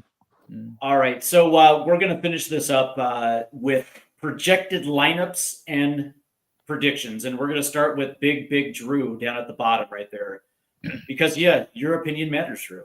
It does. I've got the inside scoop on the lineup tomorrow. I don't. I just happened to watch the presser. Ange already said that there's going to be a load of changes, or you expected to make a decent amount of changes. I'm kind of, on the one hand, I can completely understand the need for continuity. I think there's a couple of players that still need to play themselves into a little bit of form. I also still stand by the fact that unless a player has got absolutely, pretty much guaranteed 60 minutes in their legs, you're not going to see them in the first half. Because if they can't make it through a half comfortably, you're not going to start them in a half, because you're not going to take them off unless it's an absolute calamity and you need to from a tactical point of view. So if Richarlison's got 50, 60 minutes in his legs, then I would maybe like to see him get a run out. I think it's going to be all change in midfield. I don't think Maddison's available. I'd like to think Kulusevski's got the first half in him, but I think it might even be a case that you'll see him second half. I don't know, man. It's a tough one to call. I can see both sides of it. I can see a reason to keep shape, and I can see a reason to need to give players minutes. And this is why managers get paid the big bucks, and I just sit here and take their ideas and take them apart. I think it's going to be a home win. I think it's going to be the same back five. You might see Spence instead of Udogie. Midfield is going to be. Let's push the boat out. I think he's going to do Sarr. I think he is going to go Sarr and Basuma. I wonder if. I know. I don't like it. I'm just here to tell it how it is. I don't know. This is a tough one. This is why he gets paid the big bucks. I really can't call it. I'm not sure. Oh, hello, Steve. Steve's internet's gone. Right, Adrian, what is your line? That's a good lineup, by the way. I'm going Vicario and goal, obviously. I'm going Spence left back, VDV and Romero. Yeah. And don't think he's going to, not yet. He's not going to give Gray his chance in midfield yet. I think he's going to go Gray at right back. Oh, interesting. I didn't think about that. All right. So, and I was having an iron over Kevin Denso as well, because he's not put a foot wrong on a Spurs shirt. He really hasn't.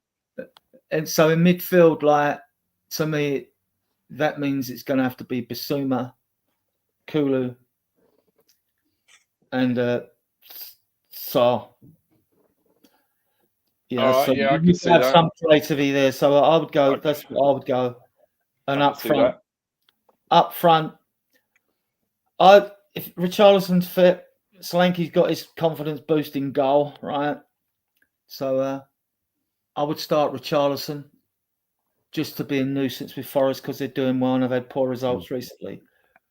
Then I would stay with Tell on the left, and Johnson, to me, I'd put him on the bench and get Odegaard on the right, and then I'd want to give Mikey Moore and Johnson half hour in the second half each. But that's the way I'd sort of go. I think it's important to keep them centre backs playing together now that they're back, especially with this Europa League. It's important to get them playing. Yeah. Although I'm not averse to giving Danso a run out in the second half either. Derma? I'm not going to make that many I know Eltel said there'd be 5 or 6 changes. I would not start Bazuma if he was the last midfielder on earth. I'll just leave him in the corner with a bunch of balloons. Just get on with it, lad. Just stay there, enjoy yourself. I would probably start with. I'd actually give Kingsky a run out. Do you know that? I actually would give him a run out. Give him a little bit of game time. I would start with the same back four as Frankfurt. I think that back four has to work together, and that's our strongest back four. And I think you got to get your doggy to play into some sort of form as well. He played well Thursday, so he needs to continue that form. The midfield three, I would start with Sarr, Bentancur, and Decky in that number 10. I wouldn't start Madison and leave him on the bench. And then with Adrian, I would start with Odegaard and Tell on the wings. I was calling for that the other night. Start with the youngsters on the wing, and I'm going to start Richie up front. And I'm going for a 3-0 Spurs win. I think we're going to go there and we're going to batter them. So it's going to be a 3-0 win. I'm calling shenanigans on Postecoglou. I think he's putting it out there just to give Forrest something else to think about. Like, maybe you're going to expect up to 5 changes, but really, I think it's only going to be a few. I don't see any need to rotate this match. Unless somebody actually picked up a knock against Frankfurt. I do feel like the need for consistency and continuity in this match, considering there is no midweek game. And you can easily do that. If you really want to rotate, you can do it ahead of the first leg against Liverpool. So I'm gonna stick with the same back 5. Where I do make my first change is going to be with Bergvall. I think Bergvall sits in favor of Kulusevski. I think it's me personally. I want to see Madison, Kulusevski, and Bentancur, the best midfield 3 that we have. And I also think that this team played its best football this season with those 3 manning the midfield. Up top, I'm going to go Tell, Solanke, and Odegaard, and that's going to be my other change. Will be at right wing with Odegaard. And I think my first 3 off the bench are going to be Richarlison. Richarlison, Archie Gray, and Jed Spencer would be my first 3 off the bench, my first 3 substitutions. And then depending on how it's actually how the game is progressing in the second half, if we're chasing a goal, or if Kulusevski, because if Kulusevski doesn't have 60 minutes of him, then we probably will see Bergvall at that point as well too, or maybe even Sarr. I just think this is a need to continue. Continue with the consistency and continuity. We're coming off of Thursday, and I'm going to say 3-1 Spurs because we will concede at least 1. And just one thought. We always Spurs for me. Never keep a clean sheet. No, Hey, I we mean, kept a clean sheet on Thursday, boys. What's going on? Here's the That's why I went 3-0, Drew. one. That's why I thought, keep it going. Another consistent. Didn't you say consistency? So let's keep it consistently going. Here's one from Audio Artisan who said 3 center backs against Chris Wood might be a good idea. Yeah, I don't know how you guys felt. I thought it was a brilliant stroke when he brought on Kevin Danso for Brennan Johnson, and we had a back 3. We were essentially playing 3 center backs with 2 wing backs, and it was essentially a 5-3-2 with 10 behind the ball in the waning moments of Frankfurt. I don't know how you guys felt about that, but that kind of made me smile because it was something completely different. Yeah, echoes of Conte. I hated it. Yeah. Get out of it. No, I actually don't. I don't mind shoring it up. Won't we, Steve? Yeah. We were saying, me and James were saying in the watch along, this ain't gonna work. We've seen this before. Yeah, it was a defense. And who was the only a lot of time for Danzo. And who was the only guy that was backing Ange up in that moment? It was me. You were actually. Me and James were proven so wrong. It was a defensive back 5. It's not like we was using a back 5 to get wing backs down the pitch. Right. It's very much batting down the hatches. What I also want to see this season, right? I'm a biased Spurs fan, but I'm going to bring it up. The amount of times I've seen opponents climb all over Slanky's back and us not get free kicks. Yeah. I mean, it's ridiculous, and it's a ridiculous amount of times that it happens. Or then the ref will give the free kick the other way. It's good. I don't mind the odd bad refereeing decision if it doesn't lead to anything, because one thing it does, it winds the crowd up at the stadium and they get really into it. Right. I'm sure all fans feel the same way, but I do genuinely. Some of the decisions that have gone against us in the last 6 to 8 weeks have just been, and as I say, it might just be the case for everybody. I typically watch highlights as opposed to watching all the games all the time because I just don't have time. So there might be justification for it from everybody, but I just feel like it just seems night and day. Like even in the same match, like the same thing will happen, and we get called up for it, or we'll even go as far as like a yellow card, and then the same thing happens the other way, and there's absolutely nothing. You're sitting there going, really? Like absolute confusion on my face sometimes. Well, we got about 5 minutes left before we call it a show, and I want to turn to Adrian real quick because you, sir, have the supreme confidence in your football club. You have said on multiple occasions, not just today, but also last night, that you believe that Tottenham Hotspur are winning Europa League. Yeah. And my question to you is, what's up with the confidence? What makes you think that the stars have a line for Tottenham Hotspur to end their trophy drought? I could give you a 10-minute story. Yeah. We've only got 5, so keep it quick. Okay. Well, can I cut this down? Well, take your time. Take your time, right. Adrian. Take your time, Adrian. This is a history lesson for you guys, right? I got a coffee. Hang on. Right, okay. Peter McWilliam was a Scottish footballer who played for Inverness Thistle in 1900. Yeah. We're going way back. Yeah, and the coaches there taught the players to keep the football on the deck. Now, this was unheard of. This was in the days where there were no nets, no crossbars on goals, and there was arguments over whether the ball was too high to be allowed to be awarded a goal or not. So after he's too successful there, Pete McWilliam goes to Newcastle United. He has 9 successful years there. They win 3 titles, an FA Cup. He gets 8 or 9 Scottish caps. When he leaves, he finds himself as manager of Spurs in 1913, but the season didn't start too brightly. In the outbreak of the Great War, 1914-80 war, football was suspended. When they come back, you know the story. Spurs are voted out of the league to Arsenal. But it was short-lived because we romped to the 1919-20 league title, second division league title, win it at a canter, playing fast, attractive football on the deck, which he brought his ideas with him.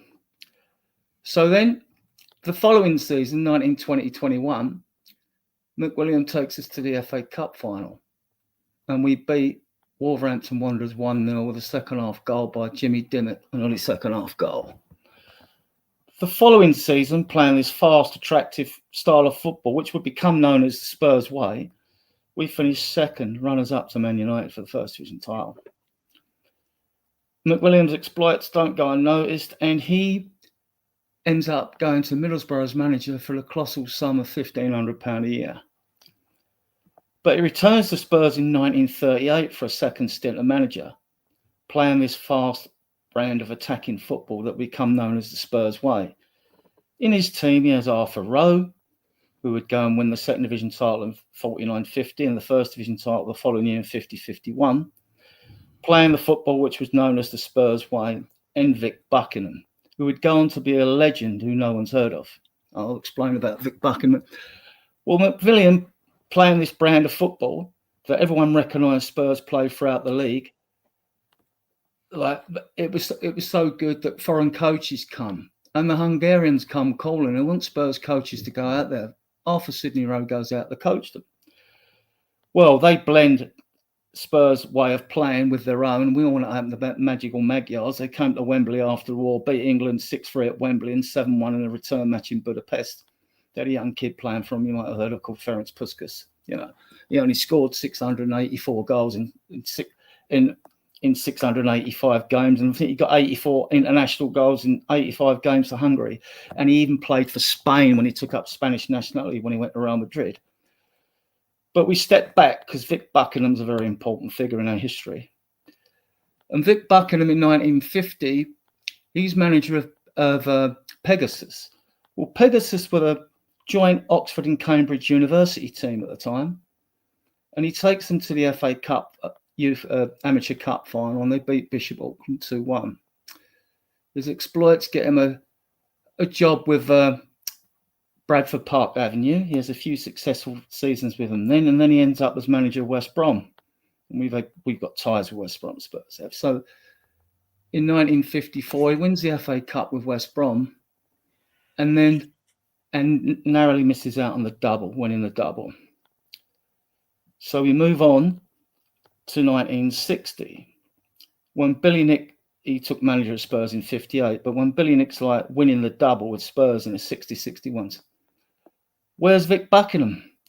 Well, you couldn't make this up. Vic Buckingham is winning the Eredivisie title with Ajax of Amsterdam. He's manager of Amsterdam. He then leaves for personal reasons, but it's enticed back. Second stint doesn't go quite as well. But he gives a young, scrawny kid you may have heard of his debut, Johan Cruyff. Right. And who follows Vic Buckingham from Ajax of Amsterdam? The manager who's going to be an absolute legend in Dutch football to take on the Spurs way of playing with Ajax, Rinus Michels. So where do we find Vic Buckingham in 1970? Well, you couldn't make this up. He's manager of FC Barcelona, playing the Spurs way. And he wins the Copa del Generalissimo with Barcelona and narrowly misses out on his second chance of winning a double to Valencia on 2 head-to-head matches. So Vic Buckingham then goes. But now we come back to these magical Magyars and Ferenc Puskas. And you've heard of the award given for the best goal scored each year in Europe, right? Which our man won, didn't he? For that Rabona against Arsenal. So Puskas, when the European Cup was inaugurated, it was in 1955, and Real Madrid won it for the first 5 years. And Puskas plays in that front three with Gendo, Di Stefano and Puskas, the famous front three. And he took up Spanish nationalities because he was known as the Galloping Major in Hungary, which was a communist country. So he didn't, so obviously, probably he didn't want to go back. So he took up Spanish nationality and actually played a few games for Spain.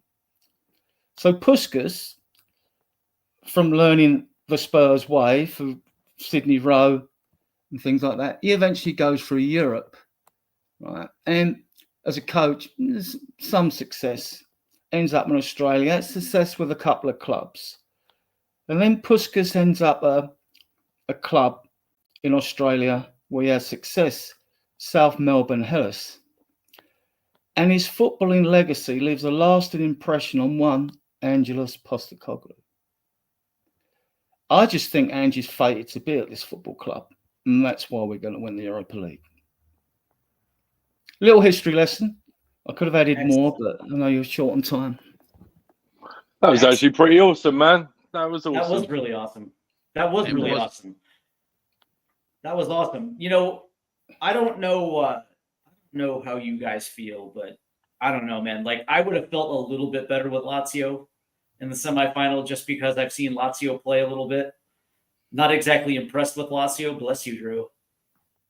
But I don't know, man. Bodo Glimt is one of those teams that just have supreme confidence in their ability. They remind me, and I know this is going to sound funny, but they remind me of the U.S. men's national team in the 2000s when they knew they didn't have the talent to stack up against the best teams in the world, but they had supreme confidence in their ability to play hard, and they played with an attitude, and they played with arrogance, and they played with confidence, and they beat Spain in 2009 when Spain was Spain in the Confed Cup. You know, they beat Portugal in a World Cup. You know, they didn't care who was in front of them. They just had this realization where if you're going to beat us, you're going to have to beat us straight up, and you're going to play a hard 90 in order to do it. And if you do it, congratulations. But we're going to make you work for it. And Bodo Glimt reminds me of that because they don't care who's in front of you. They don't care about your talent. They're just going to make you work for it.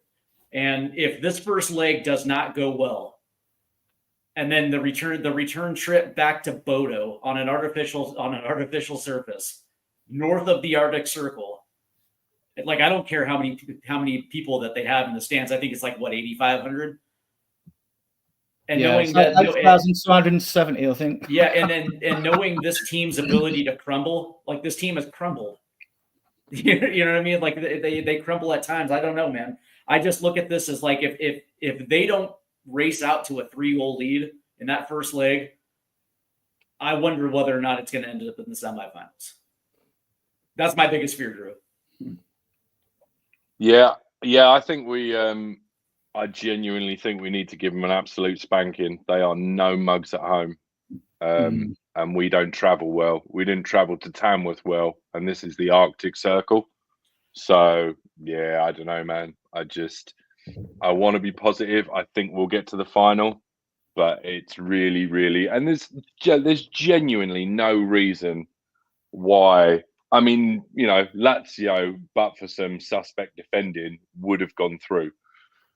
So, and if anything, to be honest with you, I mean, it's not often you say this about Spurs, and I know, I genuinely think the Wolves thing was an anomaly. We don't often concede a lot of goals, and I think if we can keep the back line as it is, that back five or /6, depending on whether you're doing Spencer or Doggy, I actually think that might start to become, or at least I hope it is, going to be the strongest part of our team over the next half dozen games. The VDV Romero axis. It's just, I mean, you can when it's good and they're on their game, it's so good, and it's so hard to get through those two. So I just Just earlier, just to tell that story, I forgot to add that when Vic Buckingham left Barcelona, who took over from him again? Rinus Michels, right? And he had 3 stints as Dutch manager, as well as I think a couple of stints at Barcelona. Yeah. So, but no, yeah. First, I think we'll turn them over in the first leg. I'm really confident. I think we'll actually do them 3 or 4-0, and I think the second leg will be a formality. My confidence is based on, don't you guys think we've beaten the hardest team to beat in this competition in Frankfurt? No. You don't? Okay. No. I think they're the second. I think they're the second. Sorry, Dermo. I think Bilbao might be the hardest. Yeah. I'm also going with the fact that in '84 we beat the German side and the Dutch side on our way to winning that competition as well, and we've beaten the Dutch side and the German side on this way to this final. I think we beat Frankfurt in '82 to reach the semi-final of the Cup Winners' Cup, where we lost Barcelona 1-0. But yeah, I have always had this feeling from the start of the competition, '84 vibes for me. It's just my ideal scenario would be United in the final, because I think we've got their number, right? I don't really want Bilbao at their home. Right. Yeah, and that's my biggest fear is Bilbao at home in the final, having to deal with Nico Williams absolutely trying to shred us off the left-hand side. That is, but that would be totally Spursy, right? You rock up to Bilbao against Bilbao, you get Udogie puts Williams in his pocket all night, or Spence. So I don't know if Spencer's got room because he's already got Salah and Mbuemo in there. So, but it would be completely Spursy for us to rock up there, just absolutely just annihilate. Well, I had to Dermot's omens, right? The funny thing was, prior to the League Cup defeat, I dreamt that we won I thought it was the League Cup at the time, because it was obscure. You know the way dreams are, they're surreal. I dreamt that we won a final, we lifted a cup 2-1. So bear that 2-1 scoreline in mind when we get to the final, right? And I thought actually at the time, I said to people, if you take no notice, this is probably just me thinking about it too much, so it's played on my mind and I've dreamt about it, and wanting success and all that. But I'm having about a 2-1 on the final. I definitely am after that, because I think it was probably, and I did from the beginning of the season, the Europa Cup was the one trophy I wanted. I've seen us win 2, and I want to see us win 3, right? So, yeah. So, well, I don't necessarily believe in omens, but I did play a season on FC 25 where in the first season we did win Europa League in a convincing fashion, only to go on to win a cheeky double the very next year. So I don't know what that means. All I know is that I would probably assume that if Ange Postecoglou lifts a trophy in his second season and he comes true to form, that this kicks off a 3-year era where Spurs win multiple trophies. I think that unlocks something that we haven't had in quite some time. Like the first trophy unlocks something special. So I don't know how you guys feel about that, but we are at the end of the show, and I want to thank Drew, Adrian, and Derma for stopping by. Before we call it good, Derma, what is on deck for THFC TID? On THFC Till I Die, we got coming up tomorrow. We've got tomorrow. Tomorrow's Sunday, isn't it? Yes. What we've got coming up? Cross. Oh yeah, we've got 11 o'clock show tomorrow night. We're going out American prime time. We've got keep sell online. We're going to go through me and Steve. We're going to go through the squad. We're going to be a little bit like para-teaching, sort of who do we get rid of, who do we chuck out the club, who do we keep, and then we're also going to look at Ange. If Ange does leave, who would be the good manager to replace him? So we're looking out there. There's a few out there, and then of course Monday we've got our match day build up, and also final score after the game, win, lose or draw. Me and Steve and James will be on afterwards, and then we'll build up then to the Liverpool game the following week. But yeah, like and subscribe. Sorry again, guys, but I can't help power cuts. I'm sorry. I can help most things in life, but I can't help power cuts. So I apologize. And I'll send you that link for that thing afterwards as well. So I need to pop off and do that. Adrian, lovely to meet you, man. It's the first time I've shared the screen with you. I've really enjoyed it. I could listen to you all day with your stories. I really can. These used me of going back to World War II, right? That Dave Harris accused me every time I mention history. And one thing I want to say, history is so important. It's what our club was built on. Spurs listen, they were pioneers. I mean, like Vic Buck and Peter McWillan were pioneers of total football, which the Dutch played in the 70s. You know, they were pioneers. I mean, others blended the Spurs way of playing, but back in the day, you know what the pitches are like. Go and look at some of the pitches even older than in the 80s, right? They were after about half a dozen games, all the pitches were mud baths. Everyone played long ball football. No one, they chipped the ball forward rather than try and roll it along the ground because it would stick in the mud. You'd see goals scored where a ball just got stuck in the mud in the penalty area and someone running and smashed it in the net, you know, through a dodgy back pass or something like that, you know. So, I mean, Spurs, there's a lot out there that don't realise the great decisions in their history. And what sticks in my craw a bit is like, okay, I get the argument for a statue for Bill Nicholson or Hoddle, probably the greatest English player that we've ever produced, right?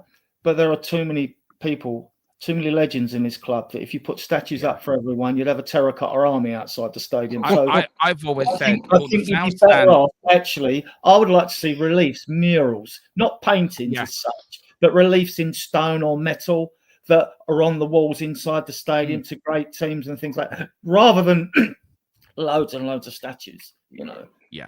Because there's too many to honour. There's just too many people in this club that need recognition, and and especially the likes of McWilliam and Vic Buckingham. I mean, not many Spurs fans would realise that he managed Ajax to a title and Barcelona to a cup. You know what I mean? I missed out on 2 doubles. You know. I've said it. Bill Nick stand. It's the South stand. Boys, sorry to interject stand. or cut across. I've got to go. Chat with everybody. Come on, you Spurs. We're going to win on Monday, and I'll chat to you over the weekend. Big up, chat. Remember to smash a like, and thank you everyone for listening. See you later on. Take care. All right. Bye. All right. Well, we are at the end of it. We are at the end of it, anyways. And I want to give a big up to Drew, but. You know what, Adrian? I very much appreciated the history lesson because to me I love it anyways, right? And I love going back. I love going back and you know, reminiscing. There's a lot of things that you said that I actually had no idea about. But you know, outside of the the 60-61 season, some of our cup success. I guess for me, it's like we've always been that team that. At least once a decade, we've always had a cup run in us, and that seemed to be true to form until we hit the 2000s. And I have no idea if it's an Enoch thing or if it's just a series of bad luck. But that being said, man, we've always had that throughout the 40s, 50s, 60s, 70s. At least one season we had a cup run in us, and it seems to me that It seems to me that there's been a shift and there's a priority and a shift in priorities where it's not necessarily so much about cup success as it is making sure that the valuation of the football club continues to rise for when Enoch does sell it. That's the ultimate end prize for them, not necessarily glory on the football pitch. And to me, that's, I don't know, man. I think it's actually kind of depressing. It was when Nicholson took over, that was a bit fateful as well, because the Spurs manager resigned on the morning of the game of match we were playing Everton, and Nicholson was appointed manager. and then we go out and beat Everton 10-4 in his first match. And he would beat that scoreline later when we drew Crew in the cup, when we drew away, and then we play them home at White Hart Lane and we beat them 13-2. You know, it's like, it's some amazing points in there, like in their history. And they used to say about, Billy Nick said, he said, like, trying to beat that Spurs double side, which they were a phenomenon. And other managers said it was like chasing sparrows. You couldn't catch them. It's like chasing sparrows, and I had the pleasure to see the double side play, you know. So yeah, I mean, you had so many great players, didn't you, during that team? John White, Danny Blanchflower, Bill Brown, you know, in the goalkeeper. You had Bobby Smith up front. You had Terry Dyson on the wing. Do you know, we had so many great, and the big and Cliff thing Jones, for me, he's still alive now. He must be 90 now. Yeah, it must be. He was fantastic. He was. And I think John White, Smith, he died in 65 when he got hit by lightning. Under a tree. He was years ahead of his time. If ever a player was stuck for a ball or an out ball, suddenly John White would be there. You know what I mean? Like, that's what I called them. When did Chivers come into the squad? 60, 68? Chivers was in the squad because in 71, he scored the 2 goals against Aston Villa in extra time in the League Cup final. So it would have been prior 71. Because he started with South. He we started paid with Southampton. Yeah, we paid 125,000 for him, and he came from. Yeah, Southampton. He replaced Jimmy Greaves. He was the Jimmy Greaves replacement when we sold Jimmy. When Jimmy Greaves went to Gilsing, Chivers, and Peters. So yeah, that's another guy. Greaves went to West Ham. We took Martin Peters for 220,000. Yeah, that's another guy that seems to get lost in history, is Jimmy Greaves, who was. He was there. A lot of people say that Jimmy Greaves was Harry Kane before Harry Kane. He was. Yeah, he was. I mean, we've only had 2 really decent strikers: Jimmy Greaves and Harry Kane. Yeah. Well, that's going to do it for us. Ever bought 2 world-class players to the club. We've had players that have gone on to be world-class, but the only 2 world-class we bought were Jimmy Greaves and Jurgen Klinsmann. The others were none of the others. The others went on. Bale, Modric. You know, you can name the others. Berbatov. They went on to be what I'd call world-class players, but they weren't when we got them. Well, I still weren't. You didn't have that. There wasn't really in '78 when Argentina won the World Cup. You didn't really have. We got them for 750 grand. People didn't really talk in terms of world class then. Anyway, they just didn't. I will die on this hill that if Spurs had the fortitude to keep Gareth Bale and had a front 3 of Sonny, Gareth Bale, and Harry Kane, we probably would have won multiple trophies in that Pochettino era. But an interesting thing was Aaron Lennon, who everyone loved at Spurs, right? He said in a recent interview, he said, "Well, I mean, what's your time at Spurs? Oh, it was difficult at first." He said, "Because on the wing," he said, "I always had 2 players marking me." He said, "But when Gareth Bale came, that all changed." That all changed, like, yeah. I was like, he was saying, like, now they didn't know who to mark, right? And both of them were unmarkable on their day anyway. Like, both were playing well. You just sit back, relax. We got this. I mean, that's the thing. It's like, Gareth Bale could play. Gareth Bale could play both wings if needed. Same thing with Sonny, and it's like you had so much flexibility with those 2. With Harry Kane up top, and even when Modric left and you had a young Dele Alli, that was easily good enough for a couple trophies. But alas, it just didn't happen because Real Madrid came in with an offer Daniel Levy couldn't refuse, and the rest is history. But I do want to thank everybody for stopping by. I want to thank everybody in the chat. Daniel 90, El Tel Cockerel, who I appreciate it. We have Calm in there. In the chat, we have Drew, who was having a little fun. Audio Artisan, Spurs GCTV, David Clark, and I think we have Wayne Bonner, and I think we had Kate and Jimbo were in the chat, which they're also awesome as well too. So I want to thank everybody who's tuning in, everybody that participated in the chat. I definitely want to thank Adrian for giving us the history lesson, and I absolutely love it. And hopefully you continue to roll out the history lessons, because I don't know, man, I was fascinated with everything you just said, and I would love to learn more about it. So, if you want to hear more, go to Spurs Diehards TTID, and of course with them up in the corner with THFC Till I Die. and of course me with Stateside Footy. Make sure you hit the like and subscribe buttons, and we will be back today and tomorrow. We have a full weekend full of American soccer and, of course, Tottenham Hotspur football. Thank you guys, everyone, for tuning in. You guys have a wonderful weekend. Thank you.